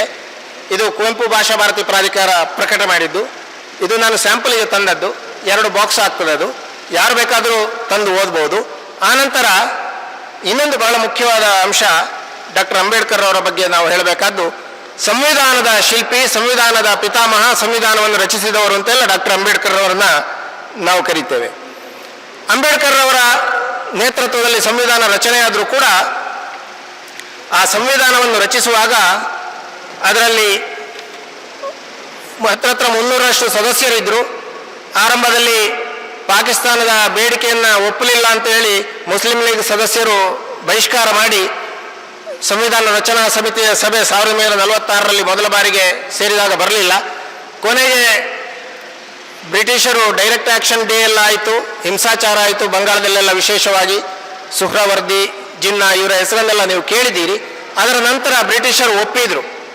ವಿಭಜನೆ ಮಾಡುವ ತೀರ್ಮಾನ ಆದ ಮೇಲೆ ಈ ಬಹಿಷ್ಕಾರ ಆಗಿದಂತಹ ಪಾಕಿಸ್ತಾನ ಪರವಾಗಿದ್ದ ಜಿನ್ನಾ ಅವರ ಬೆಂಬಲಿಗರು ಮತ್ತೆ ಸಭೆಯಲ್ಲಿ ಸೇರಿಕೊಂಡ್ರು. ಡಾಕ್ಟರ್ ಅಂಬೇಡ್ಕರ್ ಅವರು ಈ ಸೌಹಾರ್ದದ ಮೂಲಕ ಇದು ಬಗೆಹರಿಬೇಕು ಅಂತ, ಅವರು ಹೋದವರು ಹೋಗಲಿ, ಬರಬಾರ್ದು ಅಂತ ಏನೋ ನಿಲ್ಲಿಲ್ಲ. ಎಲ್ಲವನ್ನು ಒಳಗೊಳ್ಳುವಂಥ ಒಂದು ಇನ್ಕ್ಲೂಸಿವ್ ಆದ ಧೋರಣೆಯನ್ನು ಡಾಕ್ಟರ್ ಅಂಬೇಡ್ಕರ್ ಅವರು ಮತ್ತು ಆಗಿನ ಕಾಲದ ಸಂವಿಧಾನದ ರಚನಾ ಸಭೆಯಲ್ಲಿದ್ದ ಭಾರತೀಯ ಇತರ ಏನು ಸದಸ್ಯರಿದ್ದಾರೆ, ಪ್ರಾಜ್ಞರಿದ್ದಾರೆ, ಅವರು ಒಪ್ಪಿಕೊಂಡ್ರು. ಮುಸ್ಲಿಂ ಲೀಗನ್ನು ಸ್ವಾಗತಿಸಿದ್ರು. ನಂತರ ಚರ್ಚೆಗಳು ನಡೆಯಿತು. 10 ಸಂಪುಟಗಳಲ್ಲಿ ಇದೇ ಥರದ 10 ವಾಲ್ಯೂಮ್ಸ್ ಇದೆ. ಸಂವಿಧಾನ ರಚನಾ ಸಮಿತಿ ಸಭೆಯ ನಡವಳಿಗಳು ಅಂತ. ಅದು ಈ ಸಂವಿಧಾನವನ್ನು, ಭಾರತದ ಸಂವಿಧಾನವನ್ನು ರಚನೆ ಮಾಡಬೇಕಾದ್ರೆ ಸಭೆ ನಡೀತದೆ. 167 ದಿನಗಳ ಒಟ್ಟು ಸಭೆ ನಡೀತದೆ. ಅದು ದೆಹಲಿಯಲ್ಲಿ ಸುಮಾರು 3-4 ವರ್ಷಗಳ ಕಾಲಾವಧಿಯಲ್ಲಿ ಬೇರೆ ಬೇರೆ ದಿನಗಳಲ್ಲಿ ಅವರು ಸೇರಿ ಸಂವಿಧಾನವನ್ನು ಪೂರ್ಣಗೊಳಿಸ್ತಾರೆ. ಈ ಡ್ರಾಫ್ಟಿಂಗ್ ಕಮಿಟಿಯ ಬರೆಯುವ ಸಮಿತಿಯ ಅಧ್ಯಕ್ಷರು, ಡ್ರಾಫ್ಟಿಂಗ್ ಅಂದರೆ ಕರಡು ರಚಿಸುವುದು, ಕರಡು ರಚಿಸುವ ಸಮಿತಿಯ ಅಧ್ಯಕ್ಷರು ಡಾಕ್ಟರ್ ಅಂಬೇಡ್ಕರ್. ತುಂಬ ಜನ ಪ್ರಶ್ನೆ ಮಾಡ್ತಾರೆ, ಅಷ್ಟು ಜನ ಸದಸ್ಯರಿದ್ರಲ್ವ, 200-300 ಸದಸ್ಯರು, ಅಂಬೇಡ್ಕರ್ಗೆ ಯಾಕೆ ನೀವು ಸಂವಿಧಾನ ಶಿಲ್ಪಿ ಅಂತ ಹೇಳ್ತೀರಿ, ಉಳಿದವರು ಇರಲಿಲ್ವ, ಬೆನಗಲ್ ನರಸಿಂಹರಾಯರು ಬರೆದಿದ್ದಾರೆ ಅಂತ. ಅದರ ಒಂದು ಅಂಶವನ್ನು ನಾವು ಗಮನಿಸಬೇಕು. ಅಂಬೇಡ್ಕರ್ ಅವರು ಕರಡು ಸಮಿತಿಯ ಅಧ್ಯಕ್ಷರಾಗಿದ್ದದ್ದು ಹೌದು, ಬೇರೆಯವರ ಸಹಕಾರ, ಸಹಾಯ, ಚರ್ಚೆ ಇದ್ದದ್ದು ಹೌದು. ಆದರೆ ನಾನು ಹೇಳಿದಲ್ಲ, 10 ವಾಲ್ಯೂಮ್ಸ್ ಏನು ಸಂವಿಧಾನ ರಚನಾ ಸಮಿತಿಯ ಸಭೆಯಲ್ಲಿ ಮಾತುಕತೆಯಾಗಿದೆ ಅದನ್ನು ಒಂದು ಹೂ ಕೊಟ್ಟಿದ್ದು ಕೂಡ ಅದರಲ್ಲಿ ದಾಖಲಿಸಿದ್ದಾರೆ. ಹೂ ಕೊಟ್ಟೋದು ಅಂದರೆ ಗೊತ್ತಲ್ಲ, ಹೂ ಅಂತ ಹೇಳೋದು. ನೀವೇನೋ ಕತೆ ಹೇಳುವಾಗ ನಾನು ಹೂ ಅಂತ ಹೇಳ್ತೇನೆ, ಹೌದಾ ಅಂತ ಕೇಳ್ತೇನೆ.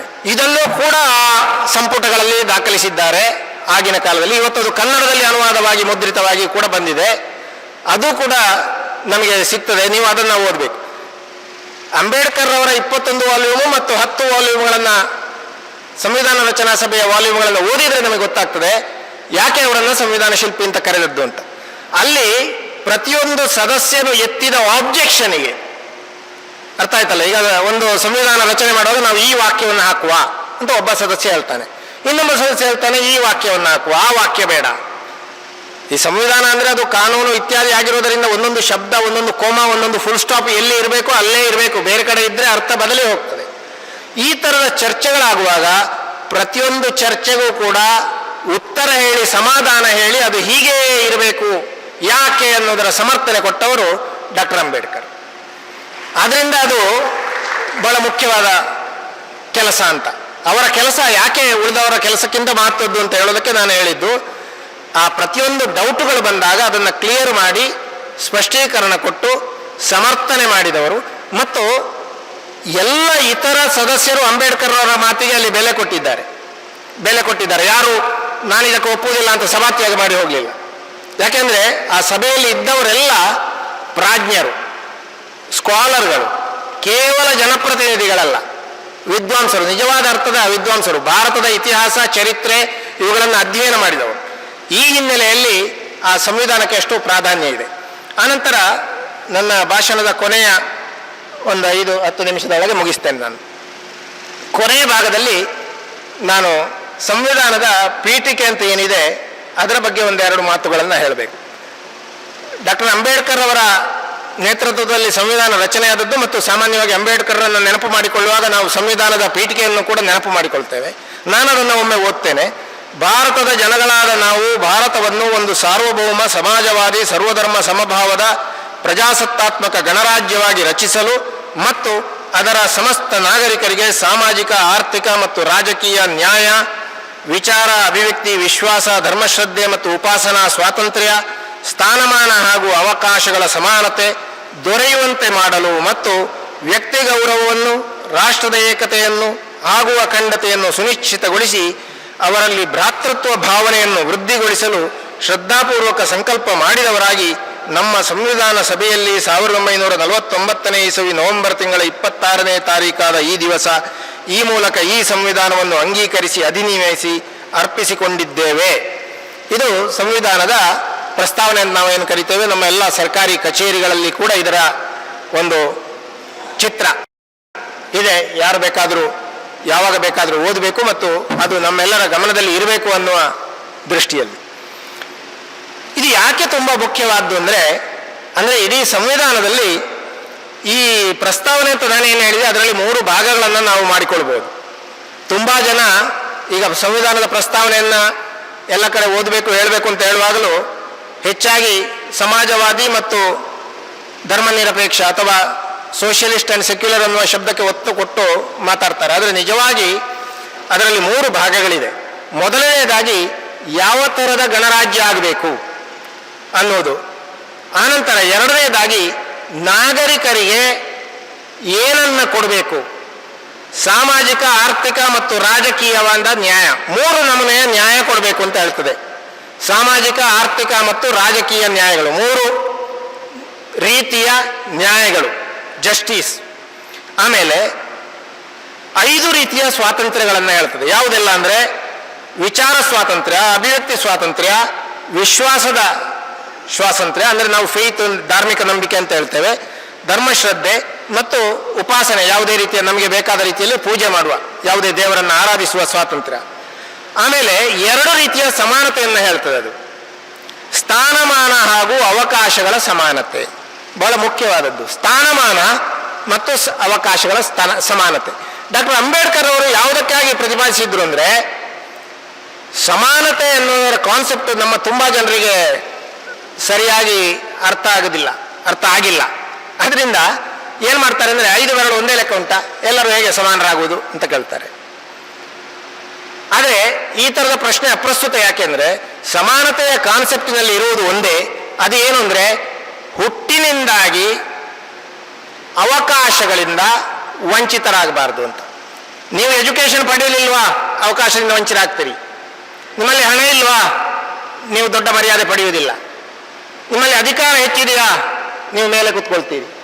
ಬಟ್ ಇದು ಯಾವುದೂ ಕೂಡ ಇವತ್ತು ಆಧುನಿಕ ಭಾರತದಲ್ಲಿ ಹುಟ್ಟಿನ ಕಾರಣದಿಂದ ಅಲ್ಲ ಮತ್ತು ಹುಟ್ಟಿನ ಕಾರಣದಿಂದ ಆಗಬಾರ್ದು ಅಂತ ಅಷ್ಟೇ. ಸಮಾನತೆ ಅಂದರೆ ಹಾಗೆ, ಹುಟ್ಟಿನಿಂದಾಗಿ ಅಸಮಾನತೆ ಬರಬಾರ್ದು. ನಿಮ್ಮ ಸಾಧನೆಯ ಮೂಲಕ ನೀವು ದೊಡ್ಡವರಾಗ್ಬೋದು, ಬೆಳೀಬಹುದು. ಕೆಲವರು ಹೆಚ್ಚು ಬೆಳೀಬಹುದು, ಕೆಲವರು ಕಡಿಮೆ ಬೆಳೀಬಹುದು. ಈ ಸಮಾನತೆಯನ್ನು 2 ರೀತಿಯ ಸಮಾನತೆಯನ್ನು ಹೇಳಿದರು. ಮತ್ತು ಅದಕ್ಕೆಲ್ಲಕ್ಕಿಂತ ಮುಖ್ಯವಾಗಿ ಮತ್ತು ಇದು ಎಲ್ಲವೂ ಸಾಧ್ಯ ಆಗಬೇಕಾದ್ರೆ ಏನಿರಬೇಕು ಅಂತ ಹೇಳಿದರು. ಅದಕ್ಕೆ ಇವತ್ತು ಯಾರೂ ಗಮನ ಕೊಡ್ತಾ ಇಲ್ಲ ನಮ್ಮ ದೇಶದಲ್ಲಿ.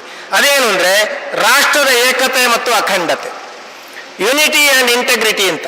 ಕನ್ನಡದಲ್ಲಿ ಅಷ್ಟು ಚೆನ್ನಾಗಿ ಇದನ್ನು ಅನುವಾದ ಮಾಡಿಲ್ಲ. ಹೆಚ್ಚಿನವರು ಏಕತೆ ಮತ್ತು ಸಮಗ್ರತೆ ಅಂತ ಹೇಳ್ತಾರೆ. ಅದು ಎರಡರ ಅರ್ಥವು ಹೆಚ್ಚು ಕಡಿಮೆ ಒಂದೇ. ನಿಜವಾಗಿ ಯುನಿಟಿ ಅಂದರೆ ಒಗ್ಗಟ್ಟು, ಒಗ್ಗಟ್ಟು ಮತ್ತು ಅಖಂಡತೆ. ಅಖಂಡತೆ ಅಂದರೆ ಖಂಡವಾಗದೇ ಇರುವುದು. ಖಂಡ ಅಂದರೆ ತುಂಡಾಗಬಾರದು ಅಂತ. ನಮ್ಮಲ್ಲಿ ತುಂಬ ಜನ ಹೇಳ್ತಾರೆ ಉತ್ತರ ಭಾರತ, ದಕ್ಷಿಣ ಭಾರತ, ಉತ್ತರ ಭಾರತ ಬೇರೆ, ದಕ್ಷಿಣ ಭಾರತ ಬೇರೆ. ಈ ಕಾನ್ಸೆಪ್ಟ್ ಇಲ್ಲ ನಿಜವಾಗಿ ನಮ್ಮ ಸಂವಿಧಾನದಲ್ಲಿ.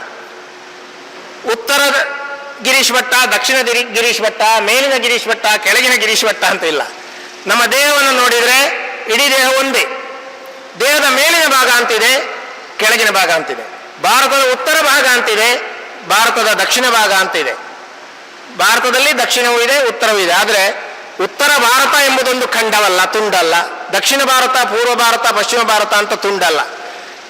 ಆದ್ದರಿಂದಲೇ ಭಾಷೆಯ ಕಾರಣದಿಂದ ಉತ್ತರ ಭಾರತ, ದಕ್ಷಿಣ ಭಾರತ ಅಂತ ವಿಭಾಗ ಮಾಡಲಿಕ್ಕೆ ಸಂವಿಧಾನದಲ್ಲಿ ಅವಕಾಶ ಇಲ್ಲ. ದ್ರಾವಿಡ ಭಾರತ ಅಂತ ವಿಭಾಗ ಮಾಡಲಿಕ್ಕೆ ಅವಕಾಶ ಇಲ್ಲ. ಇನ್ಫ್ಯಾಕ್ಟ್ ಅಂಬೇಡ್ಕರ್ ಅವರು ದೊಡ್ಡ ಸ್ಕಾಲರ್ ಅಂತ ನಾನು ಹೇಳಿದೆ. ಬಹಳ ಮುಖ್ಯವಾಗಿ ಒಂದು ಗಮನಿಸಬೇಕು, 1940-50ರ ದಶಕದಲ್ಲಿ ಯಾವಾಗ 30ರಿಂದ 50ರ ಮಧ್ಯೆ ಅಂಬೇಡ್ಕರ್ ಅವರು ತಮ್ಮ ಹೆಚ್ಚಿನ ಬರವಣಿಗೆಗಳನ್ನು ಮಾಡಿದ್ರು, ಆ ಅವಧಿಯಲ್ಲಿ ಭಾರತದಲ್ಲಿ ಪ್ರಿಡಾಮಿನೆಂಟ್ ಆಗಿ ಬಹಳ ಮುಖ್ಯವಾಗಿ ಇದ್ದ ಥಿಯರಿ ಆರ್ಯನ್ ಇನ್ವೇಷನ್ ಥಿಯರಿ ಅಂತ. ಆರ್ಯರು ದ್ರಾವಿಡರ ಮೇಲೆ ಆಕ್ರಮಣ ಮಾಡಿದರು ಭಾರತಕ್ಕೆ ಅಂತ, ಇನ್ವೇಷನ್ ಥಿಯರಿ ಅಂತ. ಆದರೆ ಡಾಕ್ಟರ್ ಅಂಬೇಡ್ಕರ್ ಆವಾಗಲೇ ಹೇಳಿದರು ಆರ್ಯನ್ ಇನ್ವೇಷನ್ ಎನ್ನುವ ಕಾನ್ಸೆಪ್ಟ್ ಅನ್ನು ಒಪ್ಪಲಿಕ್ಕೆ ಆಗುವುದಿಲ್ಲ ಅಂತ ಅವರು ಬರೆದರು. ಯಾವ ಬೇರೆ ವಿದ್ವಾಂಸರು ಕೂಡ ಅದನ್ನು ಆಗ ಹೇಳಿರಲಿಲ್ಲ. ತದನಂತರ ಆರ್ಯನ್ ದ್ರಾಳಿ ಎನ್ನುವ ಕಾನ್ಸೆಪ್ಟ್ ಅನ್ನು ವಿದ್ವಾಂಸರು ಬಿಟ್ಟುಕೊಟ್ಟು ಆರ್ಯರ ವಲಸೆ ಎನ್ನುವ ಸಿದ್ಧಾಂತಕ್ಕೆ ಬಂದರು. ಈಗ ಆರ್ಯನ್ ವಲಸೆ ಎನ್ನುವ ಸಿದ್ಧಾಂತವು ಬಿದ್ದು ಹೋಗಿದೆ. ಈ ಹರಪ್ಪ ಮೊಹೆಂಜೋದಾರೋ ಮೊದಲಾದ ನಾಗರಿಕತೆ, ಭಾರತದ ದಕ್ಷಿಣದ ನಾಗರಿಕತೆ ಬೇರೆ, ಹರಪ್ಪ ನಾಗರಿಕತೆ ಬೇರೆ, ಅಲ್ಲಿಂದ ಇಲ್ಲಿಗೆ ದಾಳಿ ಮಾಡಿಕೊಂಡು ದ್ರಾವಿಡರನ್ನು ನೂಕಿದ್ರು. ಈ ಕಾನ್ಸೆಪ್ಟ್ ಎಲ್ಲ ಇವತ್ತು ವಿದ್ವಾಂಸರಲ್ಲಿ ಇಲ್ಲ. ಯಾವುದೇ ಇವತ್ತಿನ ತತ್ವವಾಗಿದೆ ಅದನ್ನು 100 ವರ್ಷ, ಹತ್ತಿರ 100 ವರ್ಷ ಹಿಂದೆ ಅಂಬೇಡ್ಕರ್ ಕಂಡುಕೊಂಡಿದ್ರು. ಇತರ ಯಾವ ವಿದ್ವಾಂಸರಿಗೂ ಅದು ಹೊಳೆದಿರಲಿಲ್ಲ. ಆದರೆ ಅವರಿಗೆ ಅದನ್ನು ಪ್ರೂವ್ ಮಾಡಲಿಕ್ಕೆ ಬೇಕಾದಷ್ಟು ಆರ್ಕಿಯಾಲಜಿಕಲ್ ಎವಿಡೆನ್ಸಸ್, ಏನು ಉತ್ಖನನ, ಭೂಮಿಯನ್ನು ಅಗೆದು ಏನೆಲ್ಲ ಎವಿಡೆನ್ಸ್ಗಳು ಇವತ್ತು ಅಸ್ಥಿಪಂಜರ, ಹಳೆಯ ಪಳೆಯುಳಿಕೆಗಳು, ಅಸ್ಥಿಪಂಜರಗಳೆಲ್ಲ ಏನು ಸಿಕ್ಕಿವೆ, ಇಂಥ ಆಧಾರ ಅಂಬೇಡ್ಕರ್ಗೆ ಇರಲಿಲ್ಲ. ಆದರೆ ಒಬ್ಬ ಒಳ್ಳೆಯ ಅಧ್ಯಯನಕಾರರಿಗೆ ಒಂದು ಇಂಟ್ಯೂಷನ್ ಇರ್ತದೆ, ಒಂದು ಅಂತಃಸ್ಫೂರ್ತಿ ಇರ್ತದೆ. ತನ್ನ ಅಧ್ಯಯನದ ನೆಲೆಯಲ್ಲಿ ಅವನಿಗೆ ಕೆಲವು ವಿಚಾರಗಳು ಹೊಳೆಯುತ್ತದೆ. ಅಂಥ ವಿಚಾರಗಳು ಅಂಬೇಡ್ಕರ್ ಅವರಿಗೆ ಹೊಳೆದಿದ್ರು. ಹಾಗೆ ಅವರು ಈ ಏಕತೆಯನ್ನು ಮತ್ತು ಸಮಗ್ರತೆಯನ್ನು, ಭಾರತ ಒಂದಾಗಿರಬೇಕು ಎನ್ನುವ ದೃಷ್ಟಿಯನ್ನು ಅವರು ಇಟ್ಕೊಂಡ್ರು. ಅದರಿಂದ ಈ ಭಾರತವನ್ನು ಇವತ್ತು ತುಂಡು ತುಂಡು ಮಾಡಬೇಕು ಅಂತ ಹೇಳುವ ಏನು ಮನೋಭಾವ ಇದೆ, ದ್ರಾವಿಡ ಬೇರೆ, ದಕ್ಷಿಣ ಬೇರೆ, ಉತ್ತರ ಬೇರೆ ಅಂತ, ಇದು ಎಲ್ಲದಕ್ಕೂ ಕೂಡ ಸಂವಿಧಾನದ ಪೀಠಿಕೆಯಲ್ಲಿ ಉತ್ತರ ಇದೆ. ಅದು ಆಗಬಾರದು ಎಂಬಂಥ ಬಹಳ ಮುಖ್ಯವಾದ ಒಂದು ಧ್ವನಿ ಅಲ್ಲಿ ಇದೆ. ಇಡೀ ಸಂವಿಧಾನದ ಕಾನ್ಸೆಪ್ಟೇ we the people of India ಅಂತ ಆರಂಭ ಆಗುತ್ತಾನೆ. ಇದು ಇಂಗ್ಲಿಷ್ನಲ್ಲಿ ಭಾರತದ ಪ್ರಜೆಗಳು, ಭಾರತದ ಜನಗಳು ನಾವು ಅಂತ. ಕರ್ನಾಟಕದವರು ಮಾಡಿದ್ದಲ್ಲ, ದೆಹಲಿಯವರು ಮಾಡಿದ್ದು ಅಲ್ಲ, ಮಧ್ಯಪ್ರದೇಶದವರು ಮಾಡಿದ್ದು ಅಲ್ಲ, ಇಡೀ ಭಾರತದವರು ಸೇರಿ ಒಂದಾಗಿ ಮಾಡಿದಂತಹ ಸಂವಿಧಾನ. ಆ ಸಂವಿಧಾನಕ್ಕೆ ನಮ್ಮ ಬದುಕಿನಲ್ಲಿ ಬಹಳ ಪ್ರಾಧಾನ್ಯ ಇದೆ. ಇವತ್ತು ನಾವೆಲ್ಲ ಅತ್ಯಂತ ಸಾಕಷ್ಟು ಮಟ್ಟಿಗೆ ನೆಮ್ಮದಿಯಿಂದಲೇ, ಹಾಗೆ ನೋಡಿದರೆ ದಕ್ಷಿಣ ಭಾರತ ಹೆಚ್ಚು ಕಷ್ಟಕ್ಕೆ ಒಳಗಾಗಲಿಲ್ಲ. ಉತ್ತರ ಭಾರತ ಅನ್ನೋದು ಪ್ರಾಚೀನ 1000 ವರ್ಷಗಳಿಂದಲೂ ಬೇರೆ ಬೇರೆ ರೀತಿಯ ಸಮಸ್ಯೆಗಳಿಗೆ, ಆಕ್ರಮಣಕ್ಕೆ ಒಳಗಾಯಿತು. ದಕ್ಷಿಣ ಭಾರತವನ್ನು ಸೇಫ್ ಆಗಿ ಇಟ್ಟವರೇ ಉತ್ತರ ಭಾರತೀಯರು. ಅಲ್ಲಿಂದ ಸುಮಾರು ಮಧ್ಯದಿಂದ ಕೆಳಗೆ ಯಾವ ಆಕ್ರಮಣಕಾರರು ಬರದ ಹಾಗೆ ನೋಡಿಕೊಂಡ್ರು. ಇವತ್ತಿಗೂ ನಾವು ಸಮುದ್ರ ನಮಗೆ ರಕ್ಷಣೆ ಇರುವುದರಿಂದ ಕಂಪ್ಯಾರಿಟಿವ್ಲಿ ಶತ್ರು ದೇಶಗಳಿಂದ ಆಕ್ರಮಣಕ್ಕೆ ಒಳಗಾಗುವ ಸಾಧ್ಯತೆ ಬಹಳ ಕಡಿಮೆ ಇವತ್ತಿಗೂ ಕೂಡ. ಕಳೆದ ಬಾರಿ ಪಾಕಿಸ್ತಾನದ ಜೊತೆಗೆ ಯುದ್ಧ ಆದಾಗಲೂ ಇಲ್ಲಿಗೆ ಏನೋ ಬಾಂಬು ಬೀಳ್ತದೆ ಅಂತ ಯಾರೂ ಹೆದರಿದ್ದಿಲ್ಲ. ಆದ್ದರಿಂದ ಈ ಅಖಂಡತೆಯ ಕಾರಣದಿಂದ ಕೊನೆ ಪಕ್ಷ ನಾವು ಆ ದೃಷ್ಟಿಯಿಂದಲಾದರೂ ಉತ್ತರ ಭಾರತದ ಜೊತೆಗೆ ಒಳ್ಳೆಯ ಸಂಬಂಧವನ್ನು ಹೊಂದಿರಬೇಕು. ಇಡೀ ಅಖಂಡವಾದಂತಹ ಒಂದು ಕಲ್ಪನೆ ಏನಿದೆ ಸಂವಿಧಾನ ಹೇಳ್ತದೆ, ಅದರ ಮೂಲಕ ಮತ್ತು ಸ್ವಾತಂತ್ರ್ಯ, ಸಮಾನತೆ ಮೊದಲಾದ ಆಧುನಿಕ ಮೌಲ್ಯಗಳನ್ನು ಅಧಿಕೃತವಾಗಿ ಕೊಟ್ಟಂಥದ್ದು. ನಾವು ಹಿಂದೆ ಕೂಡ ಧರ್ಮದ ಒಂದು ಪ್ರಜ್ಞೆ ಇತ್ತು, ಸಂವಿಧಾನ ಬರದಿದ್ದರೆ ನಾವು ಹಾಗಾದರೆ ಸರಿ ಇರ್ತಾ ಇರಲಿಲ್ವಾ, ಇರ್ಬೋದಿತ್ತು. ಆದರೆ ನಮ್ಮ ಕಾಲ ಬದಲಾದ ಹಾಗೆ ಬದುಕಿನ ಕ್ರಮ ಬದಲಾಗ್ತದೆ.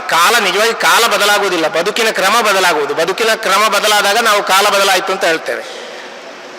ಕಾನೂನುಗಳು ಬದಲಾಗಬೇಕಾಗ್ತದೆ, ನಮ್ಮ ಮೌಲ್ಯಗಳು ಬದಲಾಗಬೇಕಾಗ್ತದೆ. ಉದಾಹರಣೆಗೆ ಈಗ ಸೈಬರ್ ಕ್ರೈಮ್ ಅಂತ ಒಂದು ಕಾನ್ಸೆಪ್ಟ್ ಇದೆ. ಇಂಟರ್ನೆಟ್ ಬರುವವರೆಗೆ ಸುಮಾರು 1995ರವರೆಗೆ ಆ ಒಂದು ಕಲ್ಪನೆ ಯಾರಿಗೂ ಇದ್ದಿರಲಿಕ್ಕಿಲ್ಲ, ಸೈಬರ್ ಕ್ರೈಮ್ ಅಂತ ಒಂದು ಕ್ರೈಮನ್ನು, ಅಪರಾಧವನ್ನು ಮಾಡಲಿಕ್ಕೆ ಆಗ್ತದೆ ಅಂತ.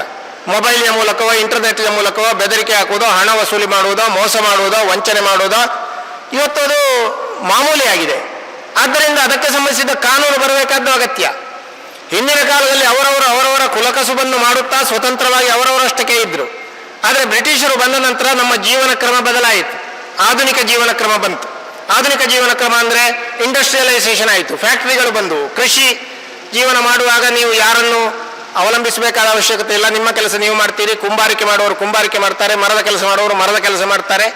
ಆದರೆ ಒಮ್ಮೆ ಸ್ಟೀಲಿನ ಪಾತ್ರೆ ಬಂದ ಕೂಡಲೇ ಕುಂಬಾರಿಕೆ ಮಾಡುವವನು ನಾನು ಕುಂಬಾರಿಕೆಯನ್ನೇ ಮಾಡಿಕೊಂಡು ಕೂತ್ಕೊಳ್ತೇನೆ ಅಂತ ಹೇಳಲಿಕ್ಕೆ ಆಗುವುದಿಲ್ಲ. ಬದುಕಿನ ಕ್ರಮ ಬದಲಿಸಲೇಬೇಕು. ಹೀಗೆ ಬದಲಿದಾಗ, ಬದುಕು ಹೊಸ ದಿಕ್ಕಿನತ್ತ ಹೊರಳಿದಾಗ ಕಾನೂನುಗಳು, ನ್ಯಾಯಶಾಸ್ತ್ರಗಳು, ಮೌಲ್ಯಗಳು ಹೊಸ ರೀತಿಯಲ್ಲಿ ಮತ್ತೆ ವ್ಯಾಖ್ಯಾನಕ್ಕೆ ಒಳಪಡಬೇಕಾಗ್ತದೆ. ಅಂಥ ಕೆಲಸವನ್ನು ಭಾರತದ ಸಂವಿಧಾನ ಮಾಡಿತು. ಅದರ ಮುಂಚೂಣಿ ಸ್ಥಾನದಲ್ಲಿ ಇದ್ದವರು ಡಾಕ್ಟರ್ ಅಂಬೇಡ್ಕರ್. ಆದ್ದರಿಂದ ನಾವೆಲ್ಲ ಡಾಕ್ಟರ್ ಅಂಬೇಡ್ಕರ್ ಅವರಿಗೆ ಋಣಿಗಳಾಗಿರಬೇಕು. ಇವತ್ತು ಈ ಒಂದು ಮಹತ್ವದ ದಿನ, ಅವರ ಬಗ್ಗೆ ಒಂದಷ್ಟು ಹೊತ್ತು ನಿಮ್ಮ ಜೊತೆಗೆ ನನ್ನ ಆಲೋಚನೆಯನ್ನು ಹಂಚಿಕೊಳ್ಳಿಕ್ಕೆ ಅವಕಾಶ ಮಾಡಿಕೊಟ್ಟ ಎಲ್ಲ ಸಂಬಂಧಪಟ್ಟ ಸಮಿತಿಯವರಿಗೆ ನಾನು ಕೃತಜ್ಞತೆಯನ್ನು ಹೇಳ್ತೇನೆ. ಒಂದು ಕಾಟಾಚಾರದ ಜಯಂತಿ ಆಗದೆ, ಸರ್ಕಾರದ ಜಯಂತಿಗಳು ಸುಮಾರು ಜಯಂತಿ ಇರ್ತವೆ, 30ಕ್ಕಿಂತಲೂ ಹೆಚ್ಚು ಜಯಂತಿಗಳಿವೆ. ಆದರೆ ಇಷ್ಟೊಂದು ಮಂದಿ ಆಸಕ್ತಿಯಿಂದ ಸೇರಿ ಅಷ್ಟು ದೂರದಿಂದ ಬಿಸಿಲಿನಲ್ಲಿ ಮೆರವಣಿಗೆಯಲ್ಲಿ ಬಂದು ಇಲ್ಲಿ ಕೂತು ಕೇಳಿದ್ದೀರಿ. ಇದು ನಿಜವಾಗಿಯೂ ಕೂಡ ಭಾರತದ ಭವಿಷ್ಯದ ದೃಷ್ಟಿಯಿಂದ ಆಶಾವಾದವನ್ನು ಮೂಡಿಸುವಂಥ ಒಂದು ಚಿತ್ರಣ ಅಂತ ಹೇಳ್ತಾ ಎಲ್ಲರಿಗೂ ವಂದಿಸಿ ನನ್ನ ಮಾತು ಮುಗಿಸ್ತೇನೆ. ನಮಸ್ಕಾರ. ಪ್ರಥಮವಾಗಿ ಸಂವಿಧಾನ ಶಿಲ್ಪಿ ಭಾರತ ರತ್ನ ಡಾಕ್ಟರ್ BR ಅಂಬೇಡ್ಕರ್ ಅವರ ಪಾದಕ್ಕೆ ನಮಸ್ಕರಿಸುತ್ತಾ, ತಾಲೂಕು ಆಡಳಿತ, ತಾಲೂಕು ಪಂಚಾಯತ್, ಪುರಸಭೆ, ಸಮಾಜ ಕಲ್ಯಾಣ ಇಲಾಖೆ ಬಂಟ್ವಾಳ ಇದರ ವತಿ ನಡೆತಕ್ಕಂಥ ಸಂವಿಧಾನ ಶಿಲ್ಪಿ ಭಾರತ ರತ್ನ ಡಾಕ್ಟರ್ BR ಅಂಬೇಡ್ಕರ್ ಅವರ 135ನೇ ಜನ್ಮ ದಿನಾಚರಣೆಯ ಈ ಒಂದು ಸಮಾರಂಭದಲ್ಲಿ ಉಪಸ್ಥಿತರಿದ್ದಾರೆ. ಸಮಾರಂಭದ ಅಧ್ಯಕ್ಷತೆಯನ್ನು ವಹಿಸಿದಂಥ ಬಂಟ್ವಾಳ ತಾಲೂಕಿನ ದಂಡಾಧಿಕಾರಿಗಳು, ತಹಸೀಲ್ದಾರರಂಥ ಮಂಜುನಾಥ್ರವರೇ, ಈಗಾಗಲೇ ವೇದಿಕೆಯಲ್ಲಿ ಇದು ನಿರ್ಗಮಿಸಿದಂಥ ಸಚಿನ್ ಕುಮಾರ್ ರವರೇ, ಸಹಾಯಕ ನಿರ್ದೇಶಕರು ಸಮಾಜ ಕಲ್ಯಾಣ ಇಲಾಖೆ ಬಂಟ್ವಾಳ ಇದರ ಶ್ರೀಮತಿ ವಿನಯ ಕುಮಾರ್ ರವರೇ, ಮುಖ್ಯಾಧಿಕಾರಿಗಳು ಬರಬೇಕಾಗಿತ್ತು, ಬಂದಿಲ್ಲ, ನಾವು ಅದನ್ನು ಜಾಪಿಸಬೇಕಾಗ್ತದೆ. ಭದ್ರಕಾಡ್ರವರೇ, ಈಗಾಗಲೇ 32 ನಿಮಿಷಗಳ ಕಾಲ BR ಅಂಬೇಡ್ಕರ್ ಅವರ ಬಗ್ಗೆ ದಿಕ್ಸೂಚಿ ಭಾಷಣ ಮಾಡಿ ಅವರ ತತ್ವ ಸಿದ್ಧಾಂತ, ಅವರವೆಲ್ಲ ಆಚಾರ ವಿಚಾರಗಳನ್ನು ಬಹಳ ಮನದಟ್ಟಾಗಿ ನಮ್ಮ ಗಮನಕ್ಕೆ ತಂದಂಥ ಡಾಕ್ಟರ್ ಗಿರೀಶ್ ಭಟ್ರವರೇ, ವೇದಿಕೆ ಮುಂಭಾಗದಲ್ಲಿ ಅನೇಕ ಸಂತೋಷ ಆಗ್ತದೆ, ರಾಜಕೀಯ ನಾಯಕರಿದ್ದಾರೆ, ಬೇರೆ ಬೇರೆ ರೀತಿಯ ಮುಖಂಡರಿದ್ದಾರೆ, ಪತ್ರಿಕಾ ಮಾಧ್ಯಮದವರಿದ್ದಾರೆ. ವಿಶೇಷವಾಗಿ 134 ವರ್ಷಗಳ ಹಿಂದೆ ನಮ್ಮ ಪರಿಸ್ಥಿತಿ ಹೇಗಿತ್ತೆಂಬುದನ್ನು ಪುಸ್ತಕದಲ್ಲಿ ತಿಳ್ಕೊಂಡು ಏನಾದರೂ ಒಳ್ಳೆಯ ವಿಚಾರಗಳು ಈ ಒಂದು ಕಾರ್ಯಕ್ರಮದಲ್ಲಿ ಸಿಗುವುದಂತೇಳಿ ಆಸೆ ಇಟ್ಟು ಬಂದಂಥ ಎಲ್ಲ ಅಂಬೇಡ್ಕರ್ ಅಭಿಮಾನಿಗಳ ಬಂಧುಗಳೇ, ಬಹಳ ಬೇಸರದ ಸಂಗತಿ ಅಂದರೆ ಈ ಒಂದು ಕಾರ್ಯಕ್ರಮ ಸರ್ಕಾರದ ಕಾರ್ಯಕ್ರಮ. ನಾನು ತಹಸೀಲ್ದಾರರ ಗಮನಕ್ಕೆ ತರಲಿಕ್ಕೆ ಇಚ್ಛೆ ಪಡ್ತಾ ಇದ್ದೇನೆ. 15 ಜನ ಮುಖ್ಯ ಅತಿಥಿಗಳ ಪಟ್ಟಿ ನೀವು ಕೊಟ್ಟಿದ್ದೀರ. ಇದು ಕಾಟಾಚಾರಕ್ಕೆ ಆಗುವಂಥ ಈ ಕಾರ್ಯಕ್ರಮ ಅಲ್ಲ.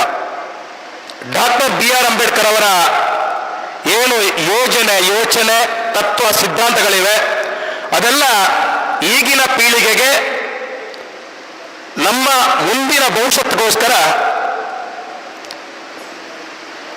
ಜನಪ್ರತಿನಿಧಿ ಕೂಡ ಬರಬೇಕು. ಅದರ ಜೊತೆಗೆ ನಾನು ತಹಸೀಲ್ದಾರರ ಮನವಿ ಮಾಡಿಕೊಳ್ತಾ ಇದ್ದೇನೆ. ಈಗಿನ ಶಾಲಾ ಮಕ್ಕಳಿಗೆ ಪಾಠದಲ್ಲಿ, ಪುಸ್ತಕದಲ್ಲಿ ಅಂಬೇಡ್ಕರ್ ಅವರ ಬಗ್ಗೆ ತಿಳ್ಕೊಂಡಿರ್ತಾರೆ. ಆದರೆ ಇಂಥ ಒಂದು ಸಾರ್ವಜನಿಕ ಕಾರ್ಯಕ್ರಮದಲ್ಲಿ ವಿದ್ಯಾರ್ಥಿಯನ್ನು ಕರೆಸಿ ಅವರಿಗೆ ಒಳ್ಳೆಯ ಒಂದು ವಿಚಾರವನ್ನು ಕೊಟ್ಟಾಗ ಮುಂದಿನ ಸುಂದರ ಭಾರತವನ್ನು ಕಾಣಲಿಕ್ಕೆ ಖಂಡಿತ ನಮಗೆ ಸಾಧ್ಯ ಆಗ್ತದೆ ನಾನು ಕೂಡ ಹೇಳಬೇಕಾಗ್ತದೆ. 135 ವರ್ಷಗಳ ಹಿಂದೆ ನಮ್ಮ ಪರಿಸ್ಥಿತಿ ಹೇಗಿರಬಹುದು? ಈಗಾಗಲೇ ಗಿರೀಶ್ ಭಟ್ರು ಹೇಳಿದರು, ಅಸ್ಪೃಶ್ಯತೆ, ಜಾತಿ ಪದ್ಧತಿ, ಬೇರೆ ಬೇರೆ ರೀತಿಯ ನಮ್ಮ ಹಿರಿಯರು, ಶೋಷಿತ ವರ್ಗದ, ಹಿಂದುಳಿದ ವರ್ಗದ ನಮ್ಮ ಹಿರಿಯರು 135 ವರ್ಷಗಳ ಹಿಂದೆ ಯಾವುದೆಲ್ಲ ನೋವನ್ನು ಪಡೆದಿರಬಹುದು. ಪ್ರಸ್ತುತ ಈ ಸಂದರ್ಭದಲ್ಲಿ ನಾವು ಕೆಲವು ನೋವನ್ನು ಕಾಣ್ತೇವೆ. ದಕ್ಷಿಣ ಕನ್ನಡ, ಉಡುಪಿ ಬಿಟ್ಟು ನೀವು ರಾಜ್ಯದ ಬೇರೆ ಜಿಲ್ಲೆಗಳಿಗೆ ಹೋದರೆ ಈಗಲೂ ಅಲ್ಲಿಯ ಪರಿಸ್ಥಿತಿ ಯಾವ ರೀತಿ ಇದೆ ಅಂದರೆ ನಿಮಗೆ ನಂಬಲಿಕ್ಕೆ ಸಾಧ್ಯ ಇಲ್ಲ. ಜಗದ್ಗುರು ಬ್ರಹ್ಮಶ್ರೀ ನಾರಾಯಣಗುರು ಹೇಳಿದರು, ವಿದ್ಯೆಯಿಂದ ಸ್ವತಂತ್ರರಾಗಿರಿ, ಸಂಘಟನೆಯಿಂದ ಬಲಿಷ್ಠರಾಗಿರಿ. ಯಾಕೆ ಹೇಳಿದ್ದು? ಅವರಿಗೋಸ್ಕರ ಹೇಳಿರಲ್ಲ, ಅಂಬೇಡ್ಕರ್ ಹೇಳಿದಂತೆ 135 ವರ್ಷಗಳ ಹಿಂದೆ, ಇನ್ನು 135 ವರ್ಷಗಳ ನಂತರ ನಮ್ಮ ಸುಂದರ ಭಾರತ ಹೇಗಿರ್ಬೇಕಂತೇಳಿ ಅವರ ಚಿಂತನೆ ಇತ್ತು. ನಾವೆಲ್ಲ ಬಹಳ ದೇವರ ದಯದಿಂದ ಅಂಬೇಡ್ಕರ್ ಅವರ ಏನು ಚಿಂತನೆಯಿಂದ ನಾವಿವತ್ತು ಒಳ್ಳೆಯ ಬಟ್ಟೆಯನ್ನು ಹಾಕಿ ಒಳ್ಳೆಯ ಚಂದ ಅಂದವಾಗಿ ನಾವು ಇಲ್ಲಿದ್ದೇವೆ. ನಮ್ಮ ಗುರು ಹಿರಿಯರು, ನಮ್ಮ ತಂದೆ ತಾಯಿಯವರು ಎಷ್ಟು ಕಷ್ಟದಲ್ಲಿ ಜೀವನ ಮಾಡಿರ್ಬೋದು ಅಂತ ನೀವು ಆಲೋಚನೆ ಮಾಡಿ. ಯಾವುದೇ ವಿದ್ಯೆ ಇಲ್ಲ, ಸಂಸ್ಕೃತಿ ಇಲ್ಲ, ಸಂಸ್ಕಾರ ಇರಲಿಲ್ಲ. ಯಾಕೆ ಇರಲಿಲ್ಲ ಅಂದ್ರೆ ಸಂಸ್ಕೃತಿ ಸಂಸ್ಕಾರವನ್ನು ಕಲಿಸುವಂತ ಜನ ಇರಲಿಲ್ಲ. ಅದು ಕೇವಲ ಒಂದು ವರ್ಗದವರಿಗೆ ಮಾತ್ರ ಇತ್ತು. ಆದರೂ ನಮ್ಮ ಹಿರಿಯಂದರು, ನಮ್ಮ ತಂದೆ ತಾಯಿಯವರು ಯಾವುದೇ ಕಾರಣಕ್ಕೂ ನಾವು ಕೂಡ ಹಾಗೆ ಎಲ್ಲರ ಒಟ್ಟಿಗೆ ಬದುಕುವಂತ ಒಂದು ಸಾಮ್ರಾಜ್ಯವನ್ನು ಕಟ್ಟಿ ಮಕ್ಕಳಿಗೆ ವಿದ್ಯಾಭ್ಯಾಸವನ್ನು ಕೊಟ್ಟೆವು. ನಾವು ಮಕ್ಕಳನ್ನು ಶಾಲೆ ಕಲಿಸಿದೆವು. ಬೇರೆ ಬೇರೆ ದೊಡ್ಡ ದೊಡ್ಡ ಸಮಾಜದವರು ಮಾತ್ರ ಡಾಕ್ಟರ್ ಆಗ್ತಾ ಇದ್ರು, ಇಂಜಿನಿಯರ್ ಆಗ್ತಾ ಇದ್ರು, ಲಾಯರ್ ಆಗ್ತಾ ಇದ್ರು, ಬೇರೆ ಬೇರೆ ಉನ್ನತ ಸ್ಥಾನಕ್ಕೆ ಹೋಗ್ತಾ ಇದ್ರು. ಆದರೆ ಇವತ್ತು ನಮ್ಮ ಕಣ್ಣಿನಲ್ಲಿ ನಾವು ನೋಡುವಂತಾಗಿದೆ, ಒಬ್ಬ ಪರಿಶಿಷ್ಟ ಜಾತಿಯ ಹುಡುಗ ಹುಡುಗಿ ಇವತ್ತು ಡಾಕ್ಟರ್ ಆಗ್ತಾರೆ, ಇಂಜಿನಿಯರ್ ಆಗ್ತಾರೆ, ಲಾಯರ್ ಆಗ್ತಾರೆ. ಇದು ಸಂತೋಷದ ವಿಷಯ. ಅಂಬೇಡ್ಕರ್ ಅವರು ಏನು ಅವತ್ತು ಬರೆದಿದ್ರು ಅದನ್ನು ಮುಟ್ಟುವಂತ ಕೆಲಸ ಇನ್ನು ಕೂಡ ಸಾಕಾಗ್ಲಿಲ್ಲ. ನಾವು ಕೇವಲ ಪ್ರಾರಂಭದಲ್ಲಿದ್ದೇವೆ. ಅದಕ್ಕೆ ನಾನು ತಾಯಿ ಅಂದ್ರೆ ನಿಮ್ಮಲ್ಲಿ ವಿನಂತಿ ಮಾಡ್ಕೊಳ್ತಾ ಇದ್ದೇನೆ, ನೀವು ಕೂಡ ಹಾಗೆ ನಿಮ್ಮ ಮಕ್ಕಳಿಗೆ ಒಳ್ಳೆ ವಿದ್ಯಾಭ್ಯಾಸ ಕೊಡಿ. ಕೊಡಬೇಡಿ. ನೀವು ನೋಡ್ತೀರಾ ಈಗಿನ ಕಾಲ ಹೇಗೆ ಇದೆ. ಈಗಿನ ಕಾಲ ಹೇಗಿದೆ ಅಂದ್ರೆ ನೀವು ಒಂದು ಪೇಪರ್ ಓದಲಿಕ್ಕೆ ಸಾಧ್ಯ ಇಲ್ಲ. ಒಂದು ಟಿವಿ ಹಾಕಿ ಫ್ಯಾಮಿಲಿ ಕುಟುಂಬದ ಕೂತು ನೋಡುವಂತ ಅವಸ್ಥೆ ಇಲ್ಲ. ಬಹಳ ಬೇಸರ ಸಂಗತಿಗಳು, ಇಲ್ಲ ಸಲ್ಲದ ಅನಾಹುತಗಳಾಗ್ತವೆ. ಎಲ್ಲಿವರೆಗೆ ಹೋಗಿದಂದ್ರೆ ಒಂದು 5 ವರ್ಷದ ಹೆಣ್ಣು ಮಗಳ ಮೇಲೆ ಇವತ್ತು ಅತ್ಯಾಚಾರ ಆಗ್ತದೆ, 10 ವರ್ಷದ ಹೆಣ್ಣು ಮಕ್ಕಳ ಮೇಲೆ ಅತ್ಯಾಚಾರ ಆಗ್ತದೆ. ಇದಕ್ಕೆಲ್ಲ ಯಾರ ಕಾರಣ? ನಾವೇ ಕಾರಣ. ತಂದೆ ತಾಯಿ ಅಂದ್ರೆ ನೀವು ನಿಮ್ಮ ಮಕ್ಕಳಿಗೆ ಸಂಸ್ಕೃತಿ ಸಂಸ್ಕಾರ ಕೊಡುವ ಮುಖಾಂತರ ಆ ಹೆಣ್ಣು ಮಕ್ಕಳ ಮೇಲೆ ಹೆಚ್ಚು ನೀವು ಅವರ ಚಲನವಲನದ ಮೇಲೆ ಹೆಚ್ಚು ನೀವು ಗಮನವನ್ನು ಕೊಡಬೇಕು. ನೀವು ಕೇವಲ ಶಾಲೆ ಕಲಿಸಲು ಸಾಕಾಗುವುದಿಲ್ಲ. ಹೆಣ್ಣು ಮಗ ಇವತ್ತು ಒಂದು ಮನೆಯಿಂದ ಶಾಲೆಗೆ, ಶಾಲೆಯಿಂದ ಮನೆಗೆ ಬರ್ತಕ್ಕಂಥ ಸಂದರ್ಭದಲ್ಲಿ ನೀವು ಆ ಹೆಣ್ಣು ಮಗಳ ಮೇಲೆ ಹೆಚ್ಚು ನೀವು ಗಮನವನ್ನು ಕೊಡಬೇಕು. ಈಗಿನ ಕಾಲ ಚೆನ್ನಾಗಿಲ್ಲ. ಒಬ್ಬ ಯುವಕ ಇವತ್ತು ಮನೆಯಿಂದ ಹೊರಟು ಪೇಟೆಗೆ ಬಂದು ಪೇಟೆಯಿಂದ ಪುನಃ ಮನೆಗೆ ಹೋಗುವಂತ ಧೈರ್ಯ ಇರಲಿಲ್ಲ. ಆದರೆ ಈಗ ದಕ್ಷಿಣ ಜಿಲ್ಲೆ ಮತ್ತು ಉಡುಪಿಯಲ್ಲಿ ಒಳ್ಳೆ ಶಾಂತಿಯ ವಾತಾವರಣ ನಡೆದಿದೆ. ಅಧಿಕಾರಿಗಳು, ಪೊಲೀಸ್ ಅಧಿಕಾರಿಗಳು ಯಾರಾದರೂ ಅವರ ಕಾನೂನು ಸರಿಯಾಗಿ ಕೆಲಸ ಮಾಡಿದರೆ ಯಾವುದೇ ರೀತಿಯ ಭಯ ಇಲ್ಲದೆ ನಮಗೆ ಜೀವನ ಮಾಡಲಿಕ್ಕೆ ಖಂಡಿತ ಸಾಧ್ಯ ಇದೆ ಎಂಬ ಮಾತನ್ನು ಹೇಳಲಿಕ್ಕೆ ನಾನು ಇಷ್ಟಪಡ್ತಾ ಇದ್ದೇನೆ. ನಾನು ತಾಯಿ ಅಂದ್ರೆ ಇನ್ನೊಂದು ಮಾತನ್ನು ಹೇಳ್ತೇನೆ. ತಾಯಿ ಅಂದ್ರೆ ನೀವು ನಿಮ್ಮ ಮಕ್ಕಳಿಗೆ ವಿದ್ಯಾಭ್ಯಾಸವನ್ನು ಕೊಡಿ. ನಿಮಗೆ ಕೂಡ ಆಸೆ ಇದೆ, ಪಟ್ಟಣದ ಮಕ್ಕಳು ಡಾಕ್ಟರ್ ಆಗ್ತಾರೆ, ಇಂಜಿನಿಯರ್ ಆಗ್ತಾರೆ, ಲಾಯರ್ ಆಗ್ತಾರೆ, IAS ಆಗ್ತಾರೆ, IKS ಆಗ್ತಾರೆ. ನಿಮ್ಮ ಮಕ್ಕಳು ನಿಮಗೆ ಕೂಡ ಆಸೆ ಇರ್ತದೆ. ಆದರೆ ನಿಮ್ಮ ಮಕ್ಕಳು ಆ ರೀತಿಗೆ ಬರಬೇಕಾದ್ರೆ ನಿಮ್ಮಲ್ಲಿ ಕೂಡ ಒಂದು ಒಳ್ಳೆಯ ಭಾವನೆ ಇರಬೇಕು. ನಾನು ಕೆಲವು ಗ್ರಾಮೀಣ ಪ್ರದೇಶದ ತಾಯಿ ತಂದೆಯನ್ನು ನೋಡ್ತಾ ಇದ್ದೇನೆ. ಕೆಲ ತಾಯಿಯವರು ತನ್ನ ಮಕ್ಕಳನ್ನು ಎಷ್ಟು ಕಷ್ಟಪಟ್ಟು ಶಾಲೆ ಕಲಿಸ್ತಾರೆ ಅಂದ್ರೆ ನೀವು ನಂಬಲಿಕ್ಕೆ ಸಾಧ್ಯ ಇಲ್ಲ. ಮನೆ ಮನೆಗೆ ಹೋಗಿ ಪಾತ್ರೆ ತೊಳೆದು, ಹೋಟೆಲ್ಗೆ ಹೋಗಿ ಬೆಳಗ್ಗೆಯಿಂದ ಸಂಜೆವರೆಗೆ ಕೆಲಸ ಮಾಡಿ, ರಾತ್ರಿ ಹಗಲು ಬೀಡಿ ಕಟ್ಟಿ ಅಡಿಕೆ ವ್ಯಾಪಾರ ಕೆಲಸ ಮಾಡಿ, ಕೇವಲ ಮಕ್ಕಳ ವಿದ್ಯಾಭ್ಯಾಸಕ್ಕೋಸ್ಕರ ಯಾವುದೇ ರೀತಿಯ ತಾಯಿಯ ಕಷ್ಟ ಇದ್ದರೆ ಆ ಕಷ್ಟವನ್ನು ತಾಯಿ ಮಕ್ಕಳಿಗೆ ಹೇಳ್ಕೊಂಡ್ರೆ ತನ್ನ ಹೃದಯದಲ್ಲಿ ಆ ನೋವನ್ನಿಟ್ಟುಕೊಂಡು ಎಲ್ಲ ಕಷ್ಟವನ್ನು ನುಂಗಿ ಮಕ್ಕಳನ್ನು ಶಾಲೆ ಕಳಿಸ್ತಾರೆ. ಆದರೆ ನಾನು ಮಕ್ಕಳಿಗೆ ಹೇಳ್ತಾ ಇದ್ದೆ, ನಾನು ಈಗಾಗಲೇ ತಾಸಿನ ಹೇಳುವಂದ್ರೆ ಮಕ್ಕಳು ಇಂಥ ಸಂದರ್ಭ ಬರಬೇಕು, ಸಭಾ ಕಾರ್ಯಕ್ರಮ ಮಾಡು ಹೇಳೋದಕ್ಕೋಸ್ಕರ ಕಾಟಾಚಾರಕ್ಕೆ ಸಮಾರಂಭ ಆಗಬಾರ್ದು. ಮಕ್ಕಳಲ್ಲಿ ಕೂಡ ನಾನು ಹೇಳ್ತೇನೆ, ಆ ತಂದೆ ತಾಯಿಯವರ ಕಷ್ಟವನ್ನು ಮಕ್ಕಳು ಕೂಡ ತಿಳ್ಕೊಳ್ಬೇಕು. ಯಾವುದೇ ರೀತಿಯ ವಂಚನೆಗೆ ಒಳಗಾಗದೆ ಮುಂದಿನ ದಿನಗಳಲ್ಲಿ ಸುಂದರ ಭಾರತವನ್ನು ಕಾಡುವಂತ ಅವಕಾಶ ನಮಗೆಲ್ಲರಿಗೂ ಆಗಬೇಕು. ನಾವೆಲ್ಲರೂ ಸಹೋದರತೆಯಿಂದ ಇರಬೇಕು. ಭಾರತ ದೇಶ ಅಂದ್ರೆ ಅನೇಕ ಜಾತಿ, ಅನೇಕ ಧರ್ಮ, ಅನೇಕ ಭಾಷೆ ಇರತಕ್ಕಂಥ ದೇಶ ಅಂದ್ರೆ ಭಾರತ ದೇಶ. ಭಾರತ ದೇಶಕ್ಕೆ ಹೋಲಿಕೆ ಮಾಡಿದ ದೇಶ ಇನ್ನೊಂದಿಲ್ಲ, ಅದು ಭಾರತ ದೇಶ ಮಾತ್ರ. ನೀವು ತಿಳ್ಕೊಳ್ಬೇಕೀಗ ಪಾಶ್ಚಿಮಾತ್ಯ ಯುರೋಪ್ ಕಂಟ್ರಿಯಲ್ಲಿ ಇದಾಗ್ತಾ ಇದೆ, ಬೇರೆ ಬೇರೆ ರಾಷ್ಟ್ರಗಳು ಇವತ್ತು ಭಯದ ವಾತಾವರಣದಲ್ಲಿದೆ. ಆದರೆ ಭಾರತ ದೇಶ ಯಾವುದೇ ರೀತಿಯ ಭಯ ಇಲ್ಲದೆ ತನ್ನ ಸ್ವಂತ ಕುರ್ಚಿಯಲ್ಲಿ ಕೂತ್ಕೊಂಡಂತ ಶಕ್ತಿ ಭಾರತಕ್ಕೆ ಇದೆ. ಅದು ಏನು ಇವತ್ತು ಬಂದದಲ್ಲ, 1947ರಿಂದ ಭಾರತ ದೇಶದ ಶಕ್ತಿಯನ್ನು ನಾವು ಬೇರೆ ದೇಶದವರಿಗೆ ತಿಳಿಸಲಿಕ್ಕೆ ಹೋಗ್ತಾ ಇದ್ದೇವೆ. ಇಡೀ ಜಗತ್ತೇ ಇವತ್ತು ಭಾರತ ದೇಶ ನೋಡ್ತಾ ಇದೆ. ಯಾಕಂದ್ರೆ ಭಾರತ ದೇಶದ ಯುವಕ ಯುವತಿಯರು 80% 35 ವರ್ಷದ ಒಳಗಿನ ಯುವಕ ಯುವತಿಯರ ದೇಶ ಅಂದ್ರೆ ಭಾರತ ದೇಶ. ಇವತ್ತು ಅಮೆರಿಕ ನೋಡ್ತದೆ, ರಷ್ಯಾ ನೋಡ್ತದೆ, ಚೈನಾ ನೋಡ್ತದೆ. ಈ ಭಾರತ ದೇಶದ ಯುವಕರು ಯಾವ ರೀತಿ ನಡೆಯನ್ನು ಹಾಕಿಕೊಂಡು ಹೋಗ್ತಾರೆ ಅಂತ ಹೇಳಿ ನಾನು ಯುವಕ ಯುವತಿಯರು ವಿನಂತಿ ಮಾಡ್ಕೊಳ್ತೇವೆ. ಯುವಕ ಯುವತಿಯರೇ, ನೀವು ಹಾಕಿಕೊಂಡು ಹೋಗುವಂತ ಹೆಜ್ಜೆಯ ಮೇಲೆ ನಮ್ಮ ದೇಶದ ಭವಿಷ್ಯ ಇದೆ. ಒಂದು ವೇಳೆ ನೀವೇನಾದ್ರೂ ಅಪ್ಪಿತಪ್ಪಿ ಅಡ್ಡ ದಾರಿಯಲ್ಲಿ ಹೋದ್ರೆ ನಮ್ಮ ದೇಶ ಕೂಡ ಅಡ್ಡ ದಾರಿಯಲ್ಲಿ ಹೋಗ್ತದೆ. ಇದು ಆಲೋಚನೆ ಮಾಡಬೇಕು. ಆದರೆ ಯುವಕ ಯುವತಿಯರೇ, ನೀವು ಹಾಕಿಕೊಂಡು ಹೋಗುವಂತ ಹೆಜ್ಜೆ ಸರಿಯಾಗಿದ್ರೆ ಮುಂದಿನ ದಿನಗಳಲ್ಲಿ ಜಗತ್ತಿಗೆ ಭಾರತ ರಾಷ್ಟ್ರ ನಂಬರ್ 1 ಆಗಲಿಕ್ಕೆ ಸಾಧ್ಯ ಇದೆ. ಅದು ಯುವಕ ಯುವತಿಯರೇ, ನೀವು ಹಾಕಿಕೊಂಡು ಹೋಗುವಂತ ಹೆಜ್ಜೆಯ ಮೇಲೆ ನಮ್ಮ ದೇಶದ ಭವಿಷ್ಯದಿಂದ ಮಾತನ್ನು ಹೇಳುತ್ತಾ ನನಗೆ ಈ ಒಂದು ಕಾರ್ಯಕ್ರಮದಲ್ಲಿ ಬಂದು ಮಾತನಾಡಲು ಅವಕಾಶ ಕೊಟ್ಟು, ಯಾಕಂದ್ರೆ ಈಗಾಗಲೇ ನಮ್ಮ ಭಟ್ರು ತುಂಬಾ ಮಾತಾಡಿದ್ದಾರೆ, ನಾನು ಹೆಚ್ಚು ಮಾತಾಡಲಿಕ್ಕೆ ಹೋಗುದಿಲ್ಲ. ಮಗದೊಮ್ಮೆ ನಾನು ಅಧಿಕಾರಿಗಳು ವಿನಂತಿ ಮಾಡಿಕೊಳ್ತೇನೆ, ಇಂಥ ಕಾರ್ಯಕ್ರಮ ಮಹಾತ್ಮರ ಕಾರ್ಯಕ್ರಮ ಕಾಟಾಚಾರಕ್ಕೆ ಆಗಬಾರ್ದು.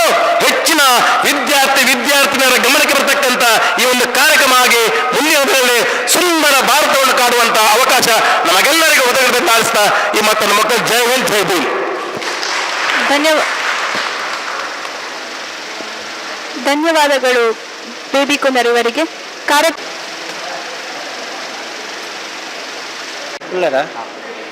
ಶಿಕ್ಷಣದ ಮೂಲಕ ಇಡೀ ಜಗತ್ತನ್ನು ಬಹುಮುಖ ನಾಯಕತ್ವದಲ್ಲಿ ಕೊಂಡೊಯ್ಯ ಆಶಯ ಪಟ್ಟಿದ್ದಾರೆ. ಅಂತಹ ಸದಾಶಯ ಇಟ್ಟುಕೊಂಡು ಸಮಾಜದಲ್ಲಿ ಉತ್ತಮ ಶಿಕ್ಷಣ ಇಲಾಖೆಯ 2 ವಿದ್ಯಾರ್ಥಿಗಳನ್ನು ಗುರುತಿಸುವುದು ನಮ್ಮ ಕರ್ತವ್ಯ ಆಗಿರುತ್ತದೆ. ಈ ಸನ್ಮಾನ ವೇದಿಕೆಯನ್ನು ಅಲಂಕರಿಸಬೇಕಾಗಿ ಕೇಳಿಕೊಳ್ತಾ ಇದೆ. ದಕ್ಷಿಣ ಕನ್ನಡ ಜಿಲ್ಲೆ ಸುಳ್ಯ ತಾಲೂಕಿನ ಬೈಪಾದ್ ಗ್ರಾಮದ ನಿವಾಸಿಯಾಗಿರುವ ಶ್ರೀಯುತರು ಪೊಡಿಯ ಮತ್ತು ಶ್ರೀಮತಿ ಕಮಲಾ ದಂಪತಿಯ ಸುಪುತ್ರರಾಗಿರುತ್ತಾರೆ. ಇವರು ಸಮಾಜ ಕಲ್ಯಾಣ ಇಲಾಖೆಯ ಡಾಕ್ಟರ್ BR ಅಂಬೇಡ್ಕರ್ ಮೆಟ್ರಿಕ್ ಪೂರ್ವ ಬಾಲಕರ ವಿದ್ಯಾರ್ಥಿ ನಿಲಯ ಮೊಡಂಕಾಪು ಇಲ್ಲಿನ ನಿಲಯಾರ್ಥಿ ಆಗಿರುತ್ತಾರೆ. 2024-25ನೇ ಸಾಲಿನ SSLC ಪಬ್ಲಿಕ್ ಪರೀಕ್ಷೆಯಲ್ಲಿ 551 ಅಂಕಗಳನ್ನು ಪಡೆದು ಡಿಸ್ಟಿಂಕ್ಷನ್ ಅಲ್ಲಿ ಉತ್ತೀರ್ಣರಾಗಿರುತ್ತಾರೆ. ಇವರು ನೇತಾಜಿ ಸುಭಾಷ್ ಚಂದ್ರ ಬೋಸ್ ಸರ್ಕಾರಿ ಪ್ರೌಢಶಾಲೆ ಕೊಡಂಗೆ ಬಂಟ್ವಾಳ ತಾಲೂಕು ಇಲ್ಲಿನ ವಿದ್ಯಾರ್ಥಿ ಆಗಿರುತ್ತಾರೆ. ಸಮಾಜ ಕಲ್ಯಾಣ ಇಲಾಖೆಯ ವಿದ್ಯಾರ್ಥಿ ನಿಲಯದ ನಿಲಯಾರ್ಥಿಯಾಗಿ ಉತ್ತಮ ಅಂಕಗಳನ್ನು ಪಡೆದು ಇಲಾಖೆಗೆ ಗೌರವವನ್ನು ತಂದಿರುವ ನಿಮ್ಮ ಭವಿಷ್ಯ ಉಜ್ವಲವಾಗಲಿ ಎಂದು ಹಾರೈಸುತ್ತಾ ನಮ್ಮ ಸಮಾಜ ಕಲ್ಯಾಣ ಇಲಾಖೆಯ ಪರವಾಗಿ ಪ್ರಮಿತ್ VP ಅವರಿಗೆ ಶುಭ ಹಾರೈಕೆಗಳು. ಅದರಂತೆ ಕುಮಾರಿ ಸಹನಾ ಹಾಸನ ಜಿಲ್ಲೆ ಸಕಲೇಶಪುರ ತಾಲೂಕಿನ ಹಲಸುಲಿಗೆ ನಿವಾಸಿಯಾಗಿರುವ ಶ್ರೀಯುತ ಉಮೇಶ್ ಮತ್ತು ಶ್ರೀಮತಿ ಗೀತಾ ದಂಪತಿಯ ಸುಪುತ್ರಿಯಾಗಿರುವ ಇವರು ಸಮಾಜ ಕಲ್ಯಾಣ ಇಲಾಖೆಯ ಡಾಕ್ಟರ್ BR ಅಂಬೇಡ್ಕರ್ ಮೆಟ್ರಿಕ್ ಪೂರ್ವ ಬಾಲಕಿಯರ ವಿದ್ಯಾರ್ಥಿ ನಿಲಯ ಪಾಣೆಮಂಗಳೂರು ಇಲ್ಲಿನ ನಿಲಯಾರ್ಥಿಯಾಗಿರುತ್ತಾರೆ. 2024-25 ಸಾಲ SSLC ಪಬ್ಲಿಕ್ ಪರೀಕ್ಷೆಯಲ್ಲಿ 400 ಅಂಕಗಳನ್ನು ಪಡೆದು ಪ್ರಥಮ ದರ್ಜೆಯಲ್ಲಿ ಉತ್ತೀರ್ಣರಾಗಿರುತ್ತಾರೆ. ಇವರು ಶ್ರೀ ಶಾರದಾ ಪ್ರೌಢಶಾಲೆ ಪಾಣೆಮಂಗಳೂರು ಇಲ್ಲಿನ ವಿದ್ಯಾರ್ಥಿಯಾಗಿರುತ್ತಾರೆ. ಸಮಾಜ ಕಲ್ಯಾಣ ಇಲಾಖೆಯ ವಿದ್ಯಾರ್ಥಿ ನಿಲಯದ ನಿಲಯಾರ್ಥಿಯಾಗಿ ಉತ್ತಮ ಅಂಕಗಳನ್ನು ಪಡೆದು ಇಲಾಖೆಗೆ ಗೌರವವನ್ನು ತಂದಿರುವ ನಿಮ್ಮ ಭವಿಷ್ಯ ಉಜ್ವಲವಾಗಲಿ ಎಂದು ಈ ಮೂಲಕ ಹಾರೈಸುತ್ತಾ ಸಮಾಜ ಕಲ್ಯಾಣ ಇಲಾಖೆಯ ಪರವಾಗಿ ತಾಲೂಕು ಆಡಳಿತ, ತಾಲೂಕು ಪಂಚಾಯತ್, ಸಮಾಜ ಕಲ್ಯಾಣ ಇಲಾಖೆ ಬಂಟ್ವಾಳ ಇದರ 135ನೇ ಅಂಬೇಡ್ಕರ್ ಜನ್ಮದಿನಾಚರಣೆ ಪ್ರಯುಕ್ತ ಶುಭಾಶಯಗಳನ್ನು ಸಲ್ಲಿಸುತ್ತಾ ನಿಮ್ಮ ಮುಂದಿನ ಶೈಕ್ಷಣಿಕ ಜೀವನವು ಉತ್ತುಂಗ ಶಿಖರವನ್ನು ಏರಲಿ ಎಂದು ಹಾರೈಸುತ್ತಾ ಈ ವಿದ್ಯಾರ್ಥಿಗಳಿಗೆ ಅಭಿನಂದನೆಗಳು. ಅದರಂತೆ ನಮ್ಮ ಪಾಜಾತಿ ಪಂಗಡ ಸಮುದಾಯದ ಮುಖಂಡರಾದ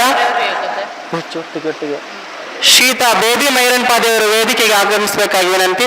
ಅದೇ ರೀತಿ ಶ್ರೀಯುತ ಸತೀಶ್ ಅರಳಸರು ಹಾಗೂ ಶ್ರೀಯುತ ವೇದಿಕೆಯಲ್ಲಿರುವ ಸೇಸಪ್ಪ ಬೆದ್ರಕಾಡ್ ಅವರು ನಮ್ಮ ಸನ್ಮಾನದ ಅಲಂಕಾರವನ್ನು ಸ್ವೀಕರಿಸಬೇಕಾಗಿ ಈ ಮೂಲಕ ಕೇಳಿಕೊಳ್ಳುತ್ತಾ, ಮೂವರು ದಿಗ್ಗಜರು ಕೂಡ ಪ್ರಜಾತಿ ಪಂಗಡದ ಸಮುದಾಯದ ಶ್ರೇಯಸ್ಸಿಗೆ, ಯಶಸ್ಸಿಗೆ ಸಹಕರಿಸಿದವರು. ಇಂದು ಆಡಳಿತದ ಚಿರಸ್ಮರಣೀಯ ದಿನ ಎಂದು ಆಶಿಸುತ್ತಾ ಈ ಮೂವರನ್ನು ಕೂಡ ನಮ್ಮ 135ನೇ ಜನ್ಮದಿನಾಚರಣೆಯ ಪ್ರಯುಕ್ತ ಹೃದಯಪೂರ್ವಕವಾಗಿ ವೇದಿಕೆಯ ಸನ್ಮಾನ ವೇದಿಕೆಯನ್ನು ಅಲಂಕರಿಸಲಿಕ್ಕೆ ಸ್ವಾಗತಿಸ್ತಾ ಇದ್ದೇವೆ. ಶ್ರೀಯುತ ಬೇಬಿ ಮೈರನ್ ಪಾದೆಯವರು ದಕ್ಷಿಣ ಕನ್ನಡ ಜಿಲ್ಲೆ ಬಂಟ್ವಾಳ ತಾಲೂಕಿನ ಮೈರನ್ ಪಾದೆ ನಿವಾಸಿಯಾಗಿರುತ್ತಾರೆ. ಶ್ರೀಯುತರು ತಮ್ಮ ಸಮುದಾಯದ ಮುಂಚೂಣಿ ನಾಯಕರಾಗಿರುತ್ತಾರೆ. ಇವರು ವಿವಿಧ ಸಂಘ ಸಂಸ್ಥೆಗಳಲ್ಲಿ ತೊಡಗಿಸಿಕೊಂಡು ಸಾಮಾಜಿಕವಾಗಿ, ಶೈಕ್ಷಣಿಕವಾಗಿ ಸಮಾಜದ ಏಳಿಗೆಗೆ ಯಾವುದೇ ಪ್ರತಿಫಲಾಪೇಕ್ಷೆ ಇಲ್ಲದೆ ಸೇವೆ ಸಲ್ಲಿಸಿದವರು. ಸಮುದಾಯದ ಹಲವಾರು ಕಾರ್ಯಕ್ರಮಗಳಲ್ಲಿ ತಮ್ಮನ್ನು ತಾವು ತೊಡಗಿಸಿಕೊಂಡವರು. ಹಿರಿಯರಾದ ಇವರ ಮಾರ್ಗದರ್ಶನದಲ್ಲಿ ಸಂಘ ಸಂಸ್ಥೆಗಳ ಹಲವಾರು ಕಾರ್ಯಕ್ರಮಗಳು ಯಶಸ್ವಿಯಾಗಿ ನೆರವೇರಲಿ ಎಂದು ಆಶಿಸುತ್ತಾ ಗೌರವಾನ್ವಿತರ ಸೇವೆಯನ್ನು ಗುರುತಿಸಿ ಗೌರವಿಸಲು ನಾವೆಲ್ಲರೂ ಹೆಮ್ಮೆ ಪಡುತ್ತೇವೆ.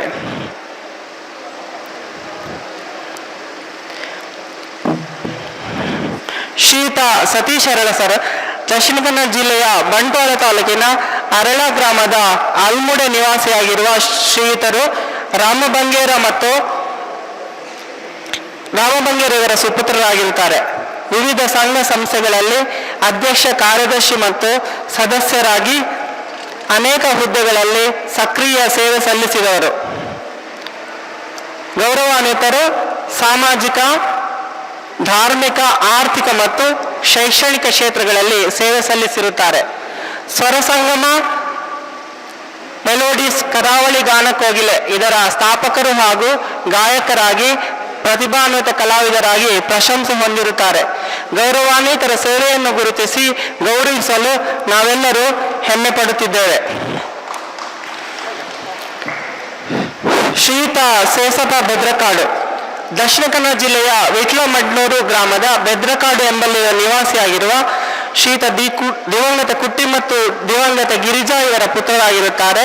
ಇವರು ವಿವಿಧ ಸಂಘಟನೆಗಳಲ್ಲಿ ಗುರುತಿಸಿಕೊಂಡವರು ಮತ್ತು ತಮ್ಮದೇ ಸಂಘಟನೆಗಳನ್ನು ರೂಪಿಸಿಕೊಂಡು ಸಮುದಾಯದ ಜನರನ್ನು ಒಗ್ಗೂಡಿಸಿಕೊಂಡು ಸಾಮಾಜಿಕ, ಆರ್ಥಿಕ, ಶೈಕ್ಷಣಿಕ ಕ್ಷೇತ್ರಗಳಲ್ಲಿ ಸಮುದಾಯದ ಶ್ರೇಯೋಭಿವೃದ್ಧಿಗೆ ಶ್ರಮಿಸಿದವರು.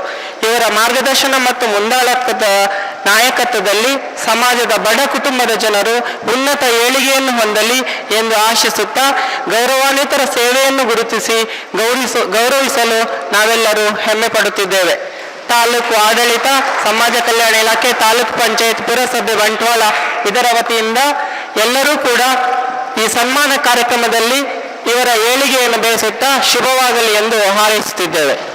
ನಮ್ಮ ಸಹಾಯಕ ನಿರ್ದೇಶಕರಾದ ಶ್ರೀಮತಿ ವಿನಯ ಮೇಡಮ್ ಅವರು ಕೂಡ ಸಣ್ಣ ಸ್ಮರಣಿಕೆಯನ್ನು ಸ್ವೀಕರಿಸಬೇಕಾಗಿ ಈ ಮೂಲಕ ಕೇಳಿಕೊಳ್ತಾ ಇದ್ದೇವೆ. ಇವರ ಸುಪುತ್ರರಾಗಿರುತ್ತಾರೆ. ಇವರು MCom ಪದವೀಧರರಾಗಿದ್ದು ಸಮಾಜ ಕಲ್ಯಾಣ ಇಲಾಖೆ ಬಂಟ್ವಾಳ ಇಲ್ಲಿ ಪ್ರಾಮಾಣಿಕ ಸೇವೆ ಸಲ್ಲಿಸಿದವರು.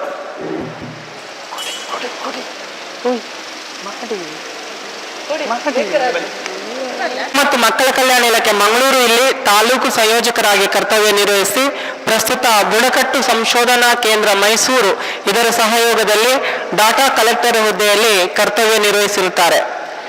ಪಾಜಾತಿ ಪಂಗಡದ ಮತ್ತು ಬುಡಕಟ್ಟು ಸಮುದಾಯದ ಅಭಿವೃದ್ಧಿ ಇಲಾಖೆಗಳಲ್ಲಿ ಇವರ ಸೇವೆಯನ್ನು ಗುರುತಿಸಿ ಗೌರವಿಸಲು ನಾವು ಹೆಮ್ಮೆ ಪಡುತ್ತೇವೆ. ಸ್ವೀಕರಿಸಿಕೊಳ್ಬೇಕಾಗಿ ಕೇಳಿಕೊಳ್ತಾ ಇದ್ದೇವೆ.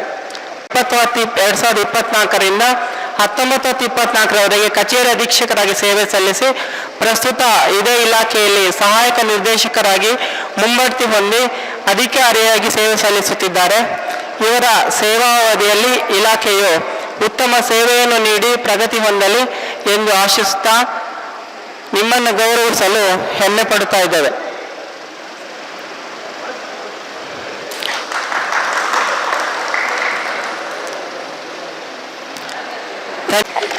ಸನ್ಮಾನವನ್ನು ಸ್ವೀಕರಿಸಿದವರು ಮತ್ತು ಸನ್ಮಾನ ಮಾಡಿದಂತಹ ಎಲ್ಲರಿಗೂ ಧನ್ಯವಾದವನ್ನು ಸಲ್ಲಿಸುತ್ತಾ ಮಾಡಿದಂತಹ ಪ್ರಸಾದ್ ಇವರಿಗೂ ಕೂಡ ಧನ್ಯವಾದವನ್ನು ಅರ್ಪಿಸುತ್ತಾ ಕಾರ್ಯಕ್ರಮದ ಮುಂದಕ್ಕೆ ರಮೇಶ್ ಉಪಾಧ್ಯಾಯರು, ಅಧ್ಯಕ್ಷರು ಸೇವಾ ಭಾರತಿ ಬಂಟ್ವಾಳ ತಾಲೂಕು, ಇವರು ನಮ್ಮ ಈ ಕಾರ್ಯಕ್ರಮವನ್ನು ಉದ್ದೇಶಿಸಿ ಒಂದೆರಡು ಮಾತುಗಳನ್ನು ಆಡಬೇಕಾಗಿ ಕೇಳಿಕೊಳ್ಳುತ್ತೇನೆ. ತಾಲೂಕು ತಹಶೀಲ್ದಾರರ ಮಂಜುನಾಥ್ ಅವರೇ, ವೇದಿಕೆಯ ಮೇಲಿರುವ ಗಣ್ಯರೇ ಹಾಗೂ ಇಲ್ಲಿ ನೆರೆದಿರುವ ಸಭಿಕರೇ, ಇವತ್ತೊಂದು ಮಹತ್ವದ ದಿವಸ. ಡಾಕ್ಟರ್ BR ಅಂಬೇಡ್ಕರ್ ಅವರು ಹುಟ್ಟಿದ ಜನ್ಮದಿನ. ಅನೇಕ ವ್ಯಕ್ತಿಗಳಿರ್ತಾರೆ, ಬರ್ತಾರೆ, ಹೋಗ್ತಾರೆ. ಆದರೆ ಒಂದು ಗ್ರಂಥವನ್ನು ನಮ್ಮ ಭಾರತ ದೇಶ ಹೇಗೆ ಆಗಬೇಕು ನೀವೊಂದು ಕಲ್ಪನೆ ಮಾಡಿ. ಸ್ವಾತಂತ್ರ್ಯ ಪೂರ್ವದಲ್ಲಿ ಅದು ಖಾಲಿ ಒಂದು ಬ್ರಿಟಿಷರ ಆಳ್ವಿಕೆಗೆ ಮಾತ್ರ ಒಳಪಟ್ಟ ಸಂಸ್ಥಾನ ಆಗಿರಲಿಲ್ಲ. ಬ್ರಿಟಿಷರೂ ಆಳ್ತಾ ಇದ್ರು, ಇಂಡಿಪೆಂಡೆಂಟ್ ಆಗಿ ಕೆಲವು ರಾಜರು ಆಳ್ತಾ ಇದ್ರು, ಬ್ರಿಟಿಷರ ಅಧೀನವಾದ ಕೆಲವು ರಾಜರು ಕೂಡ ಆಳ್ತಾ ಇದ್ರು. ಇದನ್ನೆಲ್ಲವನ್ನು ಕ್ರೋಢೀಕರಿಸಿ ಒಂದು we constitute India into a sovereign democratic and republic ಅಂತ ಹೇಳಿ ಕಾನ್ಸ್ಟಿಟ್ಯೂಷನ್ ನಲ್ಲಿ ಇಂಡಿಯನ್ ಪ್ರಿಯಂಬಲ್ ಅಂದರೆ ಅದರ ಪೀಠಿಕೆಯಲ್ಲಿ ಹೇಗೆ ನಿರ್ಧಾರ ಮಾಡಿದ್ದಾರೆ ಅಂತ ಹೇಳಿದರೆ, India constitute A democratic republic. ಆ ನಂತರ 42ನೇ ಅಮೆಂಡ್ಮೆಂಟ್ ಅಲ್ಲಿ ಸೋಷಲಿಸ್ಟ್ ಅಂಡ್ ಸೆಕ್ಯುಲರ್ ಅನ್ನು ಸೇರಿಸಿದ್ರು ಕೂಡ ಮೇನ್ ಉದ್ದೇಶ ಇಡೀ ಒಟ್ಟಿಗೆ ಕರ್ಕೊಂಡೆ ಹಲವು ಜನರನ್ನು, ಹಲವು ಮನೋಭಾವನೆ, ಹಲವು ವ್ಯತ್ಯಾಸಗಳು ಇವುಗಳನ್ನೆಲ್ಲ ಕ್ರೋಢೀಕರಿಸಿ ಒಂದೇ ಮಾಡಬೇಕು ಅಂತ ಹೇಳಿದರೆ ಆ ಸಂವಿಧಾನ ರಚನಾ ಸಭೆಯ ಅಧ್ಯಕ್ಷರಾದ ಅಂಬೇಡ್ಕರ್ ರವರು ರಚನಾ ಸಮಿತಿ ಅಧ್ಯಕ್ಷರಾದ ರಚನಾ ಸಭೆ ಅಂತ ಹೇಳಿದರೆ ಅದರಲ್ಲಿ 300ಕ್ಕೂ ಹೆಚ್ಚು ಜನರು ಸೇರಿಕೊಂಡು ಮಾಡಿದ್ದಾರೆ.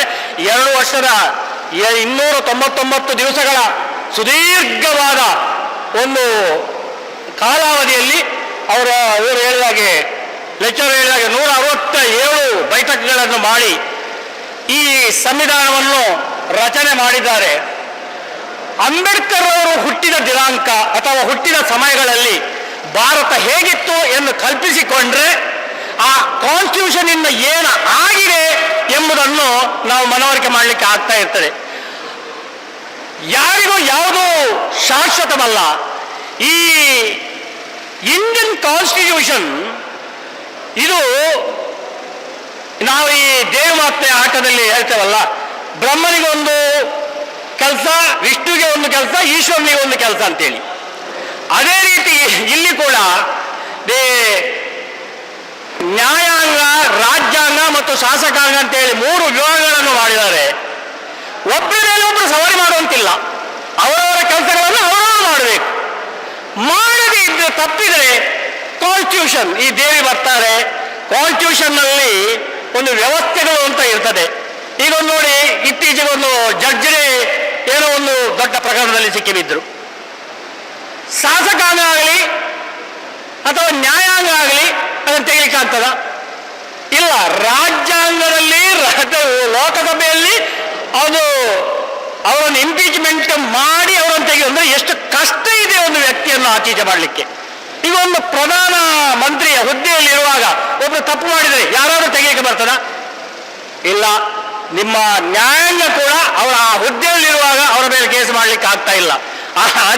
ಅದಕ್ಕೆ ಅದೇ ರಾಜ್ಯಾಂಗದಲ್ಲಿ ಅಲ್ಲೇ ಪಾಸಾಗಿ ಅಲ್ಲೇ ಅವರನ್ನು ತೆಗೆದು ಆ ನಂತರ ಅವರ ಮೇಲೆ ವ್ಯವಸ್ಥೆ ಮಾಡಬೇಕಾಗ್ತದೆ. ಅಂದರೆ ಒಂದರ ಮೇಲೆ ಒಂದು ಸವಾರಿ ಮಾಡಲಿಕ್ಕೂ ಆಗುದಿಲ್ಲ, ಹಾಗೆಂತೇಳಿ ಒಬ್ಬನವನ ಮೇಲೆ ಅಂತೇಳಿ ತಿಳ್ಕೊಳ್ಳಿಕ್ಕೂ ಆಗುದಿಲ್ಲ. ಅಂಥ ಒಂದು ಸಂವಿಧಾನವನ್ನು ರಚನೆ ಮಾಡಬೇಕು ಅಂತಾದರೆ ಅವರು ಅದರ ಎಷ್ಟು ಕಷ್ಟಪಟ್ಟಿರ್ಬೋದು ಅಂತ ಹೇಳುವಂಥದ್ದು ನಾವು. ಅಂದರೆ ತುಂಬ ಜನ ಇದ್ದಿರ್ಬೋದು, ಸುಮಾರು ಮನೋಭಾವನೆಗಳುಂಟು, ಆ ಸಭೆಯಲ್ಲಿ ಏನೇನೋ ಚರ್ಚೆಗಳಾಗ್ತಾ ಇರ್ತದೆ. ಇಲ್ಲ, ನಮ್ಮ ಭಾರತಕ್ಕೆ ಇದು ಬೇಕು, ನಾವು ಇಷ್ಟು ಜನವನ್ನು ಇದು ಬೇಕು. ನಿಮಗೆ ಕಾಲ ಹೋದಾಗೆ ಕಾನ್ಸ್ಟಿಟ್ಯೂಷನ್ ಚೇಂಜ್ ಆಗೋಕ್ಕೆ ಬದಲಾವಣೆ ಆಗಬೇಕು ಅಂತ ಕಾಣ್ತದೆ. ಆದರೆ ಬದಲಾವಣೆ ಮಾಡಬೇಕಾ ಬೇಡ ಅಂತ ವಿಷಯದಲ್ಲಿ ಕೂಡ ಬಹಳವಾದ ಚರ್ಚೆ ಆಗಿದೆ. ಕಾನ್ಸ್ಟಿಟ್ಯೂಷನ್ ಅನ್ನು ಬದಲಾವಣೆ ಮಾಡಬಾರ್ದು ಅಂತೇಳಿ ಉಚ್ಚ ನ್ಯಾಯಾಲಯ ಹೇಳಿತ್ತು. ಆನಂತರ ಪುನಃ 9 ಜಡ್ಜ್ಗಳು ಮತ್ತೆ ಪುನಃ ಕಾನ್ಸ್ಟಿಟ್ಯೂಷನ್ ಸಮಿತಿ ಬೆಂಚ್ ಮಾಡಿ ಅದರಲ್ಲಿ ಕೂಡ ಈ ಕೇಶವಾನಂದ ಭಾರತೀಸ್ ಕೇಸಿನಲ್ಲಿ ಇಟ್ ಕ್ಯಾನ್ ಬಿ ಅಮೆಂಡೆಡ್, ಇದನ್ನು ಬದಲಾವಣೆ ಮಾಡಲಿಕ್ಕೆ ಆಗುವುದಿಲ್ಲ. ಆದರೆ ಕಾನ್ಸ್ಟಿಟ್ಯೂಷನ್ನ ಆಶಯಕ್ಕೆ ಒಳಪಟ್ಟು ವ್ಯತ್ಯಾಸಗಳು ಬೇಕು ಅಂತಾದ್ರೆ ಮಾಡ್ಬೋದು. ಈಗ ಕುಂದರವರಿಗೆ ಬೇಜಾರಾಗಬಹುದು, ರಾಜಕೀಯ ವ್ಯಕ್ತಿಗಳೆಲ್ಲ ಈ ಕಾನ್ಸ್ಟಿಟ್ಯೂಷನ್ ಅನ್ನು ಅವರವರಿಗೆ ಬೇಕಾದಾಗ ಮಾತಾಡೋದು, ಯಾವ ಪಕ್ಷ ಅಂತ ನಾನು ಹೇಳುವುದಿಲ್ಲ. ಆದರೆ ಯಥಾರ್ಥವಾಗಿ ನೋಡಿದರೆ ಕಾನ್ಸ್ಟಿಟ್ಯೂಷನ್ ಸಪರೇಟ್. ನಾನು ಹೇಳಿದ್ರೆ ಸಂವಿಧಾನದಲ್ಲಿ ಇದೆ, ಅವ ಹೇಳಿದಕ್ಕೂ ಅದರಲ್ಲಿ ಒಂದು ರೇಖೆ ಉಂಟು, ಅವ ಹೇಳಿದ್ದು ಸರಿ ಅಂತ ಹೇಳಿಕ್ಕೆ. ಕಾನ್ಸ್ಟಿಟ್ಯೂಷನ್ ಅಲ್ಲಿ ಇದೆ, ಅವ ಹೇಳಿದ್ದಕ್ಕೂ ಒಂದು ಸರಿ.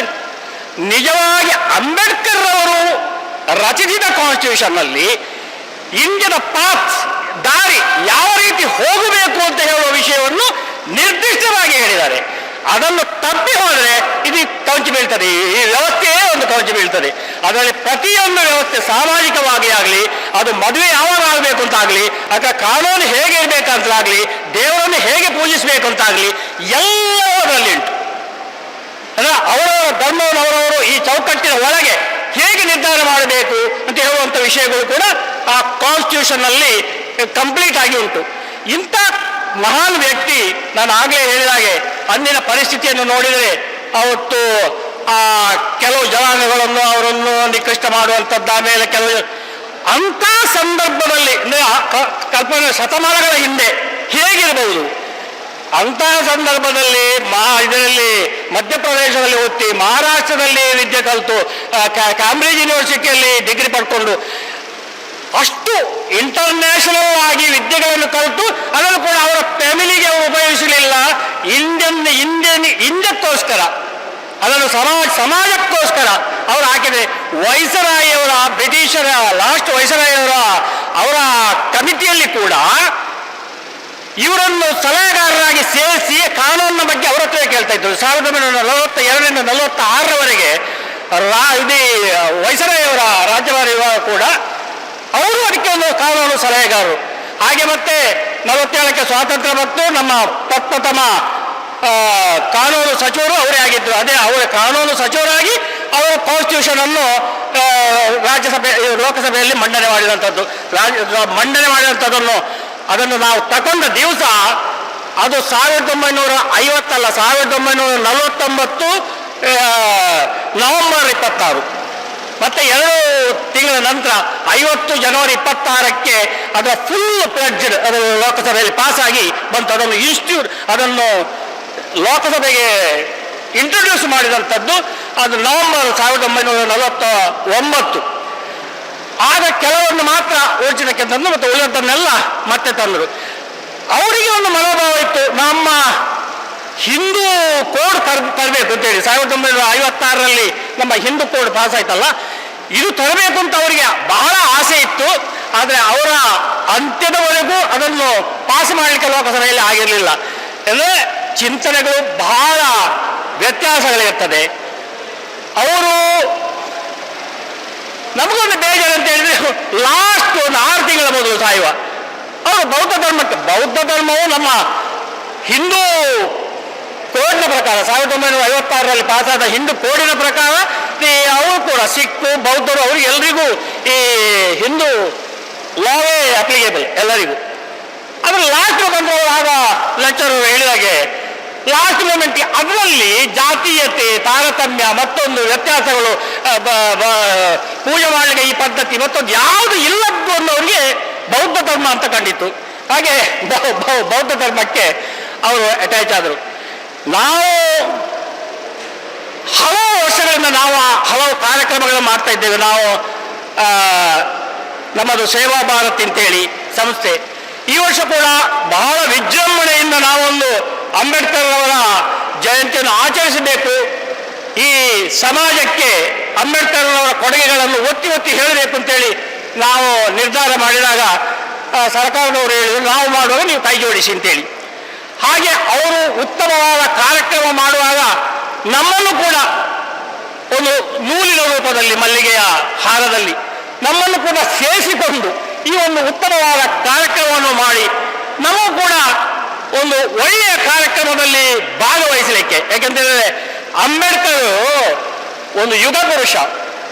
ನಾವು ಯಾರನ್ನೆಲ್ಲ ಒಂದು ದೇವರ ಅವತಾರಗಳು ಅಂತ ಹೇಳ್ತೇವ, ಯಾಕೆಂತ ಹೇಳಿದ್ರೆ ಅವರೊಂದು ಯುಗ ಪುರುಷ. ಅವರ ಇಡೀ ಅವರಿಗೆ ಯಾರ ಮೇಲೆ ಮತ್ಸರ ಇಲ್ಲ, ಯಾರ ಮೇಲೆ ದ್ವೇಷ ಇಲ್ಲ. ಸಮಾಜದ ಅನಿಷ್ಟ ಪದ್ಧತಿಗಳನ್ನು ಹೋಗಲಾಡಿಸಬೇಕು ಅಂತ ಹೇಳುವ ಒಂದು ಉದ್ದೇಶ ಬಿಟ್ಟರೆ ಅವರ ಹತ್ರ ಬೇರೆ ಯಾವುದೇ ಒಂದು ವ್ಯತಿರಿಕ್ತವಾದ ಭಾವನೆಗಳಿಲ್ಲ. ಎಲ್ಲವೂ ಸ್ಟಡಿ ಮಾಡಬೇಕಾದ ಒಂದು ಗ್ರಂಥ ಅಂತ ಹೇಳಿದ್ರೆ ಅದು ಅಂಬೇಡ್ಕರ್ ಅವರ ಇಡೀ ಜೀವನ. ಅವರು ಹೇಳಿದಾಗೆ ಅವರು ರಾಜಕೀಯಕ್ಕೆ ಪ್ರಯತ್ನ ಮಾಡಿದ್ರು, ರಾಜಕೀಯ ವ್ಯಕ್ತಿ ಅಲ್ಲ ಅವರು. ಅವರ ಆರ್ಥಿಕ ತಜ್ಞ ಹಾಗೂ ಮಾನವತಾವಾದಿ. ಅವರು ರಾಜಕೀಯಕ್ಕೆ ಅವರು ಜನರು ಅವರನ್ನು ರಾಜಕೀಯಕ್ಕೆ ಇಲೆಕ್ಷನ್ನಲ್ಲಿ ಯಾವತ್ತೂ ಸೆಲೆಕ್ಟ್ ಮಾಡಲಿಲ್ಲ ಅವರನ್ನು. ಇನ್ನು ಜನರಿಗೆ ಅವರ ಮಹತ್ವ ಗೊತ್ತಾಗಿದ್ದು ಕ್ರಮೇಣ ಈ ಕಾನ್ಸ್ಟಿಟ್ಯೂಷನ್ ಅಲ್ಲಿ ಇಂಪ್ಲಿಮೆಂಟ್ ಆದ ನಂತರ, ಈ ಕಾನ್ಸ್ಟಿಟ್ಯೂಷನ್ನ ಬಗ್ಗೆ ನಿರಂತರವಾದ ಈ ಹೋರಾಟದ ನಂತರ ಇವತ್ತಿನ ದೇಶದಲ್ಲಿ ಅಂಬೇಡ್ಕರ್ ಏನು ಎತ್ತ ಅಂತ ಹೇಳಿ ಗೊತ್ತಾಗಿದೆ. ಅವರು ಓಟಿಗೆ ತಿನ್ನಬೇಕು ಒಂದು ಗ್ರಂಥ ಯಾವುದೋ ಆಗಿತ್ತು. ಆಗ ಈ ಮೊಬೈಲ್ಗಳಿಲ್ಲ ಅಥವಾ ಈ ಚಾಲನೆಗಳಿಲ್ಲ, ಯಾವುದೇ ಒಂದು ಪ್ರಚಾರಗಳಿಲ್ಲ. ಅಂತ ಸಂದರ್ಭ ಅಂಬೇಡ್ಕರ್ ಅಂತ ಹೇಳಿದ್ರೆ ಯಾರೋ ಅಂಬೇಡ್ಕರ್ ಅಂತ ಆ ರೀತಿಯಾಗಿತ್ತು. ಇವತ್ತು ಹಾಗಲ್ಲ. ಅಂಬೇಡ್ಕರ್ ಏನು ಮಾಡಿದ್ದಾರೆ, ಒಂದು ವ್ಯಕ್ತಿ ಹೀಗೂ ಮಾಡಲಿಕ್ಕೆ ಸಾಧ್ಯತೆ ಇದೆಯಾ? ಅಥವಾ ಎಲ್ಲ ಒಟ್ಟಿ, ಎಲ್ಲ ಬೆಳೆದು, ಎಲ್ಲ ಕಲಿತು ಇಡೀ ಸಮಾಜ ಹೇಗೆ ಇರಬೇಕು, ನಾವೀಗೊಂದು ಹಿಂದೂ ಧರ್ಮ ನಮ್ಮದಾದರೆ ನಮ್ಮದು ವೇದ ಶ್ರೇಷ್ಠ ಅಂತ ಹೇಳುವ ಹಾಗೆ ಈ ಇದರಲ್ಲಿ ನಮ್ಮ ರಾಜಕೀಯ ವ್ಯವಸ್ಥೆಯಲ್ಲಿ ಅಥವಾ ಇಂಡಿಯಾದ ಒಂದು ಸಾರ್ವಭೌಮತೆ ಉಳಿಬೇಕು ಅಂತಾದರೆ ಈ ಕಾನ್ಸ್ಟಿಟ್ಯೂಷನ್ ಒಂದು ವೇದದಿಂದ ಮೇಲೆ ಅಂತ ಹೇಳಲಿಕ್ಕಾಗ್ತದೆ. ಯಾಕಂತ ಹೇಳಿದ್ರೆ ನೀವು ಅದರ ಒಳಗೆ ಹೋದರೆ ನಿಮಗೆ ಗೊತ್ತಾಗ್ತದೆ. ಯಾಕೆಂತೇಳಿ ನಿಮಗೆ ಅದರ ಅರ್ಥ ಮಾಡಲಿಕ್ಕೆ ಆಗುದಿಲ್ಲ. ಒಮ್ಮೆ ಅದರ ಒಳಗೆ ಹೋದ್ರೆ ಇಂಥ ಚಿಂತನೆಗಳು ಉಂಟಾ ಅದು ಹೇಳಲಿಕ್ಕೆ ಆಗೋದು. ಎಲ್ಲ ಹೇಳಿದ್ರೆ ಡಿಸ್ಕ್ರಿಮಿನೇಷನ್ ಆಗಬಹುದು, ಕಾಸ್ಟ್, ರಿಲಿಜನ್, ರೇಸ್, ಯಾವುದ್ರ ಬಗ್ಗೆ ಅದರ ಡಿಸ್ಪ್ಯೂಟ್, ಅದನ್ನು ನೋ ಡಿಸ್ಕ್ರಿಮಿನೇಷನ್ ಅಂತ ಅವರು ಹೇಳಿದ್ದಾರೆ. ಆಗ ಏನಾಗ್ತದೆ ಅಂತ ಹೇಳಿದ್ರೆ ಕೆಲವೊಮ್ಮೆ ಅವರು ಹೇಳಿದಾಗೆ 5 ಬೆರಳು ಒಂದೇ ಇಲ್ಲದಾಗೆ ನಾವು ಡಿಸ್ಕ್ರಿಮಿನೇಷನ್ ಮಾಡಬಾರ್ದು. ಆದರೆ ಅವನ 1 ಕೋಟಿ ಇದ್ದವನು ಒಂದೇ ಲೆಕ್ಕ ಅಥವಾ 10 ರೂಪಾಯಿ ಇದ್ದವನು ಒಂದೇ ಲೆಕ್ಕ ಅಂತ ಹೇಳಿಕ್ಕಾಗ್ತದೆ. ಅದಕ್ಕೋಸ್ಕರ ಕೆಲವು ಅಮೆಂಡ್ಮೆಂಟ್ಗಳು, ಕೆಲವು ಕಾನ್ಸ್ಟಿಟ್ಯೂಷನಲ್ ಅಮೆಂಡ್ಮೆಂಟ್ಸ್ ಎಲ್ಲ ಆರ್ಟಿಗಳಲ್ಲಿ ಸಾಧಾರಣ ಮಟ್ಟಿಗೆ ಒಂದೊಂದು ಅಮೆಂಡ್ಮೆಂಟ್ ಆಗಿದೆ. ಯಾರಿಗೆ ಬೇಕಾ ಯಾರಿಗೆ ಬೇಡವಾ, ಕೆಲವು ಅಗತ್ಯ ಉಂಟಾ, ಕೆಲವು ಅಗತ್ಯ ಇಲ್ಲ ಅಂತೂ ಕಾನ್ಸ್ಟಿಟ್ಯೂಷನ್ನಲ್ಲಿ ಅದು 140 ಜಾತಿಯಾಗಿ ಈಗ ಅಮೆಂಡ್ಮೆಂಟ್ಗಳು ಅವರು ಮಾಡಿದ ವ್ಯರ್ಥ. ಆಗ ಎಲ್ಲದಕ್ಕೂ ಲಾಸ್ಟ್ಗೆ ಸುಪ್ರೀಂ ಕೋರ್ಟ್ಗೆ ಅಲ್ಲದೆ ಪ್ರತಿಯೊಂದು ಸುಪ್ರೀಂ ಕೋರ್ಟ್ಗೆ ಹೋಗ್ತಾರಲ್ಲ ಅಂತ ಹೇಳಿದ್ರೆ ಸುಪ್ರೀಂ ಕೋರ್ಟ್ನವರು ಇದು ಕಾನ್ಸ್ಟಿಟ್ಯೂಷನ್ ಆಶಯಕ್ಕೆ ವ್ಯತಿರಿಕ್ತವಾಗಿ ಇದೆಯಾ ಅಥವಾ ಕಾನ್ಸ್ಟಿಟ್ಯೂಷನ್ನ ಬೇಸಲ್ಲಿಯೇ ಇದೆ ಅಂತ ನಿರ್ಧಾರ ಮಾಡಲಿಕ್ಕಿರುವಂಥದ್ದು ಸುಪ್ರೀಂ ಕೋರ್ಟ್. ಆದ್ದರಿಂದ ಯಾವ ಆಕ್ಟ್ಗಳು ಪಾಸ್ ಆದರೂ ಕೂಡ ಅದು ಸುಪ್ರೀಂ ಕೋರ್ಟಿಗೆ ಹೋಗ್ತಾರೆ ಅಂತ ಒಂದು ಈ ವ್ಯವಸ್ಥೆ. ಈಗಾಗಲೇ ಕಾನ್ಸ್ಟಿಟ್ಯೂಷನ್ ಬಗ್ಗೆ ಅವರು ಬಹಳ ಆಗಿ ಹೇಳಿದರು. ತಹಶೀಲ್ದಾರ್ ಹೊತ್ತಾಗ್ತದೆ ಅಂತ ಕಾಯ್ತಾ ಇದ್ದಾರೆ. ವಕೀಲರಿಗೆ ಮೈಕ ಕೊಟ್ಟವರಿಗೆ ನಿಲ್ಲಿಸಲಿಕ್ಕೆ ಅರ್ಥ ಆಗ್ತಾ ಇಲ್ಲ ಯಾವಾಗಲಾಗ ಕ್ರಮವೇ ಆಗಿ. ಆದ್ದರಿಂದ ನನ್ನ ಸೀಮಿತವಾದ ಭಾಷಣವನ್ನು ಇಲ್ಲಿ ನಿಲ್ಲಿಸಿ ನನಗೂ ಒಂದು ಅವಕಾಶ ಮಾಡಿಕೊಟ್ಟಕ್ಕೆ ನಿಮಗೆ ಧನ್ಯವಾದಗಳು ಹೇಳ್ತೆ ಧನ್ಯವಾದಗಳು ರಮೇಶ್ ಉಪಾಧ್ಯಾಯ ಅವರಿಗೆ. ಕಾರ್ಯಕ್ರಮದ ಮುಂದಕ್ಕೆ ಸೇಸಪ್ಪ ಬೆದ್ರಕಾಡಿ ಅವರು ನಮ್ಮ ಹಾಗೆಯೇ ನನ್ನ ಹೆತ್ತವರು ಹಾಗೂ ವಿದ್ಯೆ ಕಲಿಸಿದ ಗುರುಗಳನ್ನು ಕೂಡ ಸ್ಮರಿಸುತ್ತಾ ತಾಲೂಕು ಆಡಳಿತ ಹಾಗೂ ತಾಲೂಕು ಪಂಚಾಯತ್ ಪುರಸಭೆ ಮತ್ತು ಸಮಾಜ ಕಲ್ಯಾಣ ಇಲಾಖೆ ಬಂಟ್ವಾಳ ಇವರ ಜಂಟಿ ಆಶ್ರಯದಲ್ಲಿ ಸಂವಿಧಾನ ಶಿಲ್ಪಿ ಡಾಕ್ಟರ್ B.R. ಅಂಬೇಡ್ಕರ್ ಅವರ 135ನೇ ಜನ್ಮದಿನಾಚರಣೆಯ ಈ ಒಂದು ವೇದಿಕೆಯಲ್ಲಿ ಉಪಸ್ಥಿತರಿರುವ ತಾಲೂಕಿನ ದಂಡಾಧಿಕಾರಿ ಆಗಿರ್ತಕ್ಕಂಥ ಹಾಗೂ ತಹಸೀಲ್ದಾರ್ ಆಗಿರ್ತಕ್ಕಂಥ ಮಂಜುನಾಥ್ ಸರ್ ಅವರೇ, ಈಗಾಗಲೇ ಹೆಚ್ಚಿನ ಅಂಬೇಡ್ಕರ್ ಅವರ ಬಗ್ಗೆ ವಿಚಾರವನ್ನು ತಿಳಿಸಿರ್ತಕ್ಕಂಥ ಡಾಕ್ಟರ್ ಗಿರೀಶ್ ಭಟ್ ಅಜಕಲ MA PhD ಪ್ರಾಂಶುಪಾಲರು ಸರ್ಕಾರಿ ಪ್ರಥಮ ದರ್ಜೆ ಕಾಲೇಜು ಸಿದ್ದಕಟ್ಟೆಯವರೇ ಹಾಗೂ ಹಿರಿಯರು ಹಾಗೂ ಬೇಬಿ ಸರ್ ಅವರು, ವೇದಿಕೆಯಲ್ಲಿರುವ ಎಲ್ಲ ಗಣ್ಯರೇ ಹಾಗೂ ಸೇರಿರ್ತಕ್ಕಂಥ ಬಂಧು ಭಗಿನಿಯರೇ, ಬಹುಶಃ ಅಂಬೇಡ್ಕರ್ ಅವರ ವಿಚಾರದ ಬಗ್ಗೆ ಹೆಚ್ಚಿನ ವಿಚಾರವನ್ನು ಈಗಾಗಲೇ ನಮಗೆ ಹೇಳಿದ್ದಾರೆ. ನಾನು ಹೆಚ್ಚಾಗಿ ಮಾತಾಡಲಿಕ್ಕೆ ಹೋಗ್ತಾ ಇಲ್ಲ. ಬಹುಶಃ ಅಂಬೇಡ್ಕರ್ ಅವರು ಹೆಚ್ಚಾಗಿ ಹೋರಾಟ ಮಾಡಿದ್ದು ಅಸ್ಪೃಶ್ಯತೆಯ ವಿರುದ್ಧ ಅಂತ ಹೇಳಲಿಕ್ಕೆ ನಾನು ಬಯಸ್ತೇನೆ. ನನ್ನ ಅನಿಸಿಕೆ ಪ್ರಕಾರ ನಾನು ಕೂಡ ಅಸ್ಪೃಶ್ಯತಾ ಒಂದು ಸಮಾಜದಲ್ಲಿ ಹುಟ್ಟಿ ಇವತ್ತು ನಾವು ಕೂಡ ಒಂದು ಸಂಘಟನೆಯನ್ನು ಸ್ಥಾಪನೆ ಮಾಡಿಕೊಂಡು ನಮ್ಮ ಸಮುದಾಯಕ್ಕೆ ನ್ಯಾಯ ಒದಗಿಸುವಂಥ ಕೆಲಸವನ್ನು ಇವತ್ತಿನ ದಿನಗಳಲ್ಲಿ ನಾವು ಮಾಡ್ತಾ ಇದ್ದೇವೆ. ಬಹುಶಃ ನಮ್ಮ ಈ ಹೋರಾಟ ಮತ್ತು ಸಮಾಜ ಸೇವೆಯನ್ನು ಮೆಚ್ಚಿ ಇವತ್ತು ಸನ್ಮಾನವನ್ನು ಕೂಡ ಮಾನ್ಯ ತಹಸೀಲ್ದಾರರ ಅಧ್ಯಕ್ಷತೆಯಲ್ಲಿ ಮತ್ತು ನಮ್ಮ ಸಮಾಜ ಕಲ್ಯಾಣ ಇಲಾಖೆಯ ವಿನಯ ಕುಮಾರಿ ಅವರ ಮೇಡಮ್ ನೇತೃತ್ವದಲ್ಲಿ ಮಾಡಿದ್ದಕ್ಕೆ ಕೂಡ ನಾನು ತುಂಬ ಹೃದಯದ ಅಭಿನಂದನೆಗಳನ್ನು ಕೂಡ ನಿಮಗೆ ಸಲ್ಲಿಸ್ತಾ ಇದ್ದೇನೆ. ನಾನು ಇವತ್ತು ನಾವು ಮಾತಲ್ಲಿ ಹೇಳ್ಬೋದು ಅಸ್ಪೃಶ್ಯತೆ ಕಡಿಮೆ ಆಗಿದೆ ಅಂತ ಹೇಳಿ. ಬಹುಶಃ ಪಟ್ಟಣ ಪ್ರದೇಶದಲ್ಲಿ ಈಗಲೂ ಕೂಡ ಅಸ್ಪೃಶ್ಯತೆ ಕಡಿಮೆ ಆಗಿದೆ, ಹಳ್ಳಿ ಪ್ರದೇಶಗಳಲ್ಲಿ ಈಗಲೂ ಕೂಡ ಅಸ್ಪೃಶ್ಯತೆ ಇದೆ. ಯಾಕೆ ಈ ಮಾತನ್ನು ಹೇಳ್ತಾ ಇದ್ದೇನೆ ಅಂತ ಹೇಳಿದರೆ, ನಾವು ಹೆಚ್ಚಾಗಿ ವಿದ್ಯೆಯನ್ನು ಅನುಭವಿಸಿಕೊಂಡು ಆ ಅಸ್ಪೃಶ್ಯತೆಯನ್ನು ಆಚರಣೆ ಮಾಡ್ತಿದ್ದೀವಿ ಅನ್ನುವ ಒಂದು ಭಾವನೆ, ಒಂದು ನೋವು ಇವತ್ತು ವ್ಯಕ್ತ ಆಗ್ತಾ ಇದೆ. ನನ್ನ ಒಂದು ಪಕ್ಕದ ದೇವಸ್ಥಾನದಲ್ಲಿ ಆ ದೇವಸ್ಥಾನದ ಒಂದು ಬ್ರಹ್ಮಕಲಶೋತ್ಸವದ ಸಂದರ್ಭದಲ್ಲಿ ನಮ್ಮ ಸಮುದಾಯ ಅಲ್ಲಿ ಕಲಶ ಹಿಡಿಬಾರ್ದು ಎನ್ನುವ ಒಂದು ದೊಡ್ಡ ಮಟ್ಟದ ಒಂದು ಮಾತುಗಳು ಕೇಳಿ ಬಂದಾಗ ನಮಗೆ ತುಂಬ ದುಃಖವಾಯಿತು. ಯಾಕೆ ದುಃಖವಾಯಿತು ಅಂತ ಹೇಳಿದರೆ, ದೇವರು ನಮ್ಮನ್ನು ಅಸ್ಪೃಶ್ಯ ಭಾವನೆಯಲ್ಲಿ ನೋಡದಿದ್ದರೂ ಕೂಡ ಅಲ್ಲಿನ ಜನಗಳು ನಮ್ಮನ್ನು ಅಸ್ಪೃಶ್ಯತೆಯ ದೃಷ್ಟಿಯಲ್ಲಿ ನೋಡಿದ್ರು ಎನ್ನುವ ನೋವು ಈಗಲೂ ಕೂಡ ನನಗೆ ಕಾಡ್ತಾ ಇದೆ. ಅದಕ್ಕೆ ಅಂಬೇಡ್ಕರ್ ಅವರನ್ನು ಮಾತು ಹೇಳ್ತಾರೆ, ನಮಗೆ ದೇವರ ದೃಷ್ಟಿಯಲ್ಲಿ ಎಲ್ಲರೂ ಸರಿಸಮಾನರೆಂದು ಬೇಡ, ಮನುಷ್ಯರ ದೃಷ್ಟಿಯಲ್ಲಿ ಎಲ್ಲರೂ ಕೂಡ ನಮಗೆ ಸರಿಸಮಾನರೇ ಬೇಕಂತ ಹೇಳಿ ಅಂಬೇಡ್ಕರ್ ಅವರು ಒತ್ತಿ ಹೇಳ್ತಾರೆ. ಮತ್ತೊಂದು ಅಂಬೇಡ್ಕರ್ ಹೇಳ್ತಾರೆ, ದೇವಾಲಯಕ್ಕೆ ಹೋದರೆ ಕಣ್ಣು ಮುಚ್ಚಿ ಪ್ರಾರ್ಥನೆ ಮಾಡಬೇಕು, ಗ್ರಂಥಾಲಯಕ್ಕೆ ಹೋದರೆ ಕಣ್ಣು ತೆರೆದು ಓದಬೇಕಂತ ಹೇಳಿ. ಕಣ್ಣು ಮುಚ್ಚಿಸುವುದು ದೇವಾಲಯ, ಕಣ್ಣು ತೆರೆಸುವುದು ಗ್ರಂಥಾಲಯ ಅಂತ ಹೇಳಿ ಅಂಬೇಡ್ಕರ್ ಅವರು ಒತ್ತಿ ಹೇಳ್ತಾರೆ.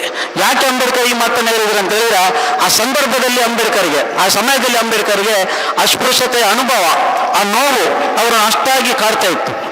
ನಮ್ಮನ್ನು ಕೂಡ ಇವತ್ತು ಕೂಡ ನಮ್ಮ ಸಮುದಾಯವನ್ನು ಕೆಲವು ಕಡೆಗಳಲ್ಲಿ ಈ ರೀತಿಯ ಅಸ್ಪೃಶ್ಯತೆಯ ಭಾವನೆಗಳು, ಆ ಅಸ್ಪೃಶ್ಯತೆಯ ರೀತಿಯಲ್ಲಿ ನೋಡುವಂಥದ್ದು ಈಗಲೂ ಕೂಡ ಅಲ್ಲಿ ಪ್ರದೇಶದಲ್ಲಿದೆ. ಇವತ್ತು ತುಂಬ ರಾಜಕೀಯ ಮುಖಂಡರಾಗಿರ್ಬೋದು, ತುಂಬ ಜನ ಅಧಿಕಾರಿಗಳಾಗಿರ್ಬೋದು, ನೀವು ವೇದಿಕೆಯಲ್ಲಿದ್ದೀರಿ, ಕಾರ್ಯಕ್ರಮವನ್ನು ಕೂಡ ವೀಕ್ಷಣೆ ಮಾಡ್ತಾ ಇದ್ದೀರಿ.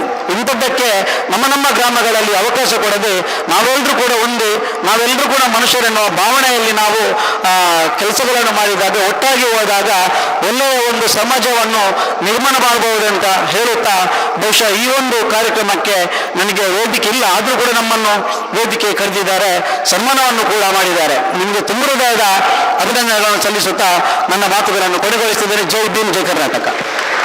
ಧನ್ಯವಾದಗಳು ಸಿ.ಸಿ. ಭದ್ರಕಾಡಿ ಅವರಿಗೆ. ಕಾರ್ಯಕ್ರಮದ ಕೊನೆಯದಾಗಿ ಬಂಟ್ವಾಳ ತಾಲೂಕಿನ ನನ್ನ ಎಲ್ಲ ಸಾರ್ವಜನಿಕ ಬಂಧುಗಳಿಗೂ ಸಂವಿಧಾನ ಶಿಲ್ಪಿ ಡಾಕ್ಟರ್ B.R. ಅಂಬೇಡ್ಕರ್ ಅವರ 135ನೇ ದಿನಾಚರಣೆ ಸಮಾರಂಭದ ಶುಭಾಶಯಗಳನ್ನು ಕೋರ್ತಾ ಇದ್ದೇನೆ. ಈ ಕೊನೆಯಲ್ಲಿ ಅಧ್ಯಕ್ಷರ ಭಾಷಣ ಅಂದರೆ ಬೋರ ಹೋಗಿರುತ್ತೆ ಎಲ್ಲರಿಗೂ, ಬಿಟ್ಟರೆ ಸಾಕಪ್ಪ ಇಲ್ಲಿಂದ ಹೊರಟ್ಬೋಣ ಅಂತ. ಏನಿಲ್ಲಲ್ಲ,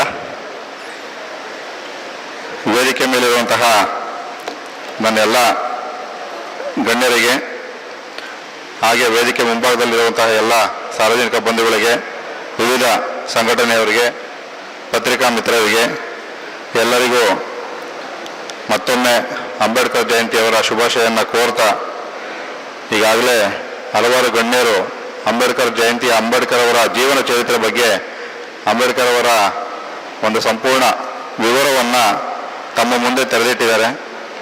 ಪದೇ ಪದೇ ಅದನ್ನೇ ಹೇಳ್ತಾ ಹೋಗೋದಿಲ್ಲ. ಕೊನೆಯಲ್ಲಿ ಒಂದು ಮಾತನ್ನು ಹೇಳಬೇಕು ಅಂತ ಹೇಳಿದರೆ, ಅಂಬೇಡ್ಕರ್ ಜಯಂತಿಯಂತಹ ಸಂದರ್ಭಗಳು ಕೇವಲ ಸ್ಮರಣೆಗೆ ಸೀಮಿತವಾಗಿದೆ, ಅಂಥವರವಲೋಕನಕ್ಕೆ ಕಾರಣವಾಗಬೇಕು. ಹಾಗೆ ನಾವು ಮಕ್ಕಳಿಗೆ ಯಾವ ರೀತಿಯ ಸಮಾಜವನ್ನು ನಿರ್ಮಿಸುತ್ತಿದ್ದೇವೆ ಅಂತ ನಮಗೆ ನಾವೇ ಪ್ರಶ್ನೆಯನ್ನು ಕೇಳ್ಕೋಬೇಕಾಗುತ್ತೆ. ಪ್ರತಿಯೊಂದು ಮಗುವಿಗೆ ಭಯವಿಲ್ಲದೆ, ಭೇದ ಭಾವವಿಲ್ಲದೆ, ಅಭಿವೃದ್ಧಿ ಪೂರಕವಾದ ಅವಕಾಶಗಳಿಂದ ತುಂಬಿದ ವಾತಾವರಣ ನಿರ್ಮಿಸೋದು ನಮ್ಮ ನಿಮ್ಮೆಲ್ಲರ ಕರ್ತವ್ಯ. ಹಾಗೆ ಅಂಬೇಡ್ಕರ್ ಅವರಿಗೆ ಸಲ್ಲಿಸಬೇಕಾದ ನಿಜವಾದ ಗೌರವವಾಗಿರುತ್ತೆ. ಒಟ್ಟಾರೆ ಅಂಬೇಡ್ಕರ್ ಅವರ ಕನಸು ಒಂದು ಸಮಾನತೆಯ ಸಮಾಜವಾಗಿದ್ದರೆ ಆ ಸಮಾಜದ ಬುನಾದಿ ಮಕ್ಕಳಲ್ಲೇ ಇದೆ. ಮಕ್ಕಳ ಹಕ್ಕುಗಳನ್ನು ಕಾಪಾಡುವುದು ಎಂದರೆ ಭವಿಷ್ಯವನ್ನು ಕಾಪಾಡುವುದೇ ಆಗಿದೆ. ಈ ಅರಿವು ನಮ್ಮ ಕ್ರಿಯೆಗಳಲ್ಲಿಯೂ ಪ್ರತಿಫಲಿಸಿದಾಗ ಮಾತ್ರ ಅಂಬೇಡ್ಕರ್ ಅವರ ಚಿಂತನೆಗಳು ನಿಜಾರ್ಥದಲ್ಲಿ ಖಂಡಿತವಾಗಿ ಜೀವಂತವಾಗಿರುತ್ತೆ ಅಂತ ಹೇಳ್ತಾ, ಕಾರ್ಯಕ್ರಮದ ಯಶಸ್ವಿಗೆ ತಾವೆಲ್ಲರೂ ಕಾರಣಕರ್ತರಾಗಿರ್ತೀರಿ. ತಾವೆಲ್ಲರೂ ನಮ್ಮ ಜೊತೆಗೂಡಿ ಇವತ್ತು ತಾಲೂಕು ಆಡಳಿತ ಜೊತೆಗೂಡಿ ಕಾರ್ಯಕ್ರಮವನ್ನು ಯಶಸ್ವಿಗೊಳಿಸಿದಿರಿ. ತಮ್ಮೆಲ್ಲರಿಗೂ ಋತುಪೂರ್ವಕ ಶುಭಾಶಯಗಳನ್ನು ಕೋರ್ತಾ, ಮತ್ತೊಮ್ಮೆ ಅಂಬೇಡ್ಕರ್ ಅವರ ಜಯಂತಿಯ ಶುಭಾಶಯಗಳನ್ನು ಕೋರ್ತಾ ಈ ಕಾರ್ಯಕ್ರಮಕ್ಕೆ ವಿದಾಯವನ್ನು ಆಡ್ತಿದ್ದೇವೆ. ಎಲ್ಲರಿಗೂ ನಮಸ್ಕಾರ, ಎಲ್ಲರಿಗೂ ಒಳ್ಳೆಯದಾಗಲಿ. ಮಾನ್ಯ ತಹಶೀಲ್ದಾರ್ ಅವರಿಗೆ ಧನ್ಯವಾದಗಳನ್ನು ಸಲ್ಲಿಸುತ್ತಾ ಕಾರ್ಯಕ್ರಮದ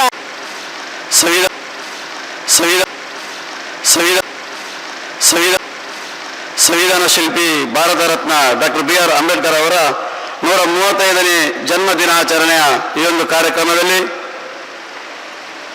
ಬಂಟ್ವಾಳ ತಾಲೂಕಿನ ತಹಸೀಲ್ದಾರರಾದಂತಹ, ಈ ಕಾರ್ಯಕ್ರಮದ ಅಧ್ಯಕ್ಷರೂ ಆದಂತಹ ಎಸ್ ಮಂಜುನಾಥ್ ಇವರಿದ್ದಾರೆ. ಅವರನ್ನು ನಮ್ಮ ನಿಮ್ಮೆಲ್ಲರ ಪರವಾಗಿ ಪ್ರೀತಿಪೂರ್ವಕವಾಗಿ ಧನ್ಯವಾದ ಅರ್ಪಿಸ್ತಾ ಇದ್ದೇನೆ.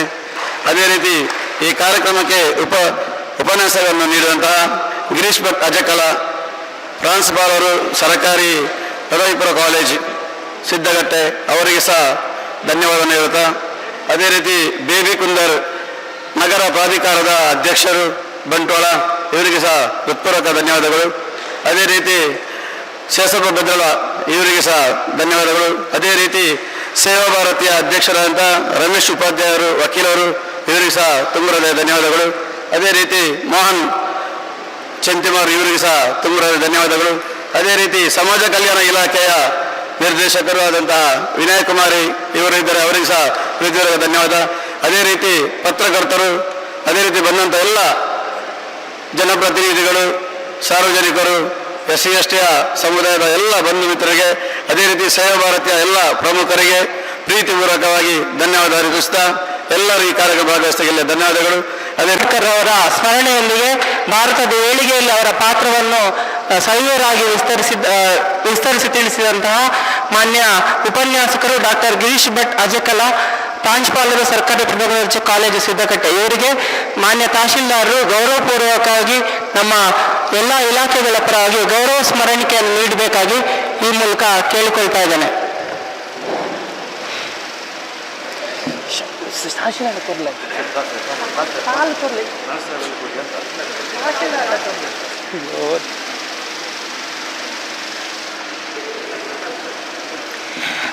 ಧನ್ಯವಾದಗಳು. ತಮ್ಮ ಅಭೂತಪೂರ್ವ ಉಪನ್ಯಾಸಕ್ಕಾಗಿ ನಾವೆಲ್ಲರೂ ಕೂಡ ಸಂತಸವನ್ನು ವ್ಯಕ್ತಪಡಿಸ್ತಾ ನಿಮ್ಮನ್ನು ಗೌರವಪೂರ್ವಕವಾಗಿ ಅಭಿನಂದಿಸ್ತಾ ಇದ್ದೇವೆ.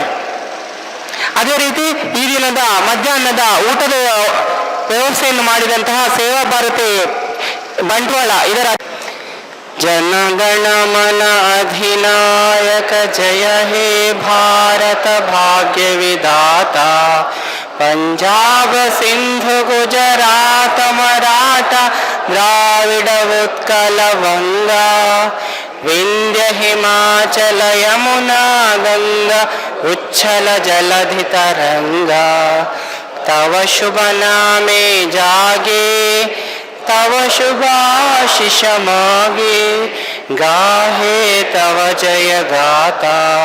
जनगण मंगलदायक जय हे भारत भाग्य विधाता। जय हे जय हे जय हे जय जय जय जय हे।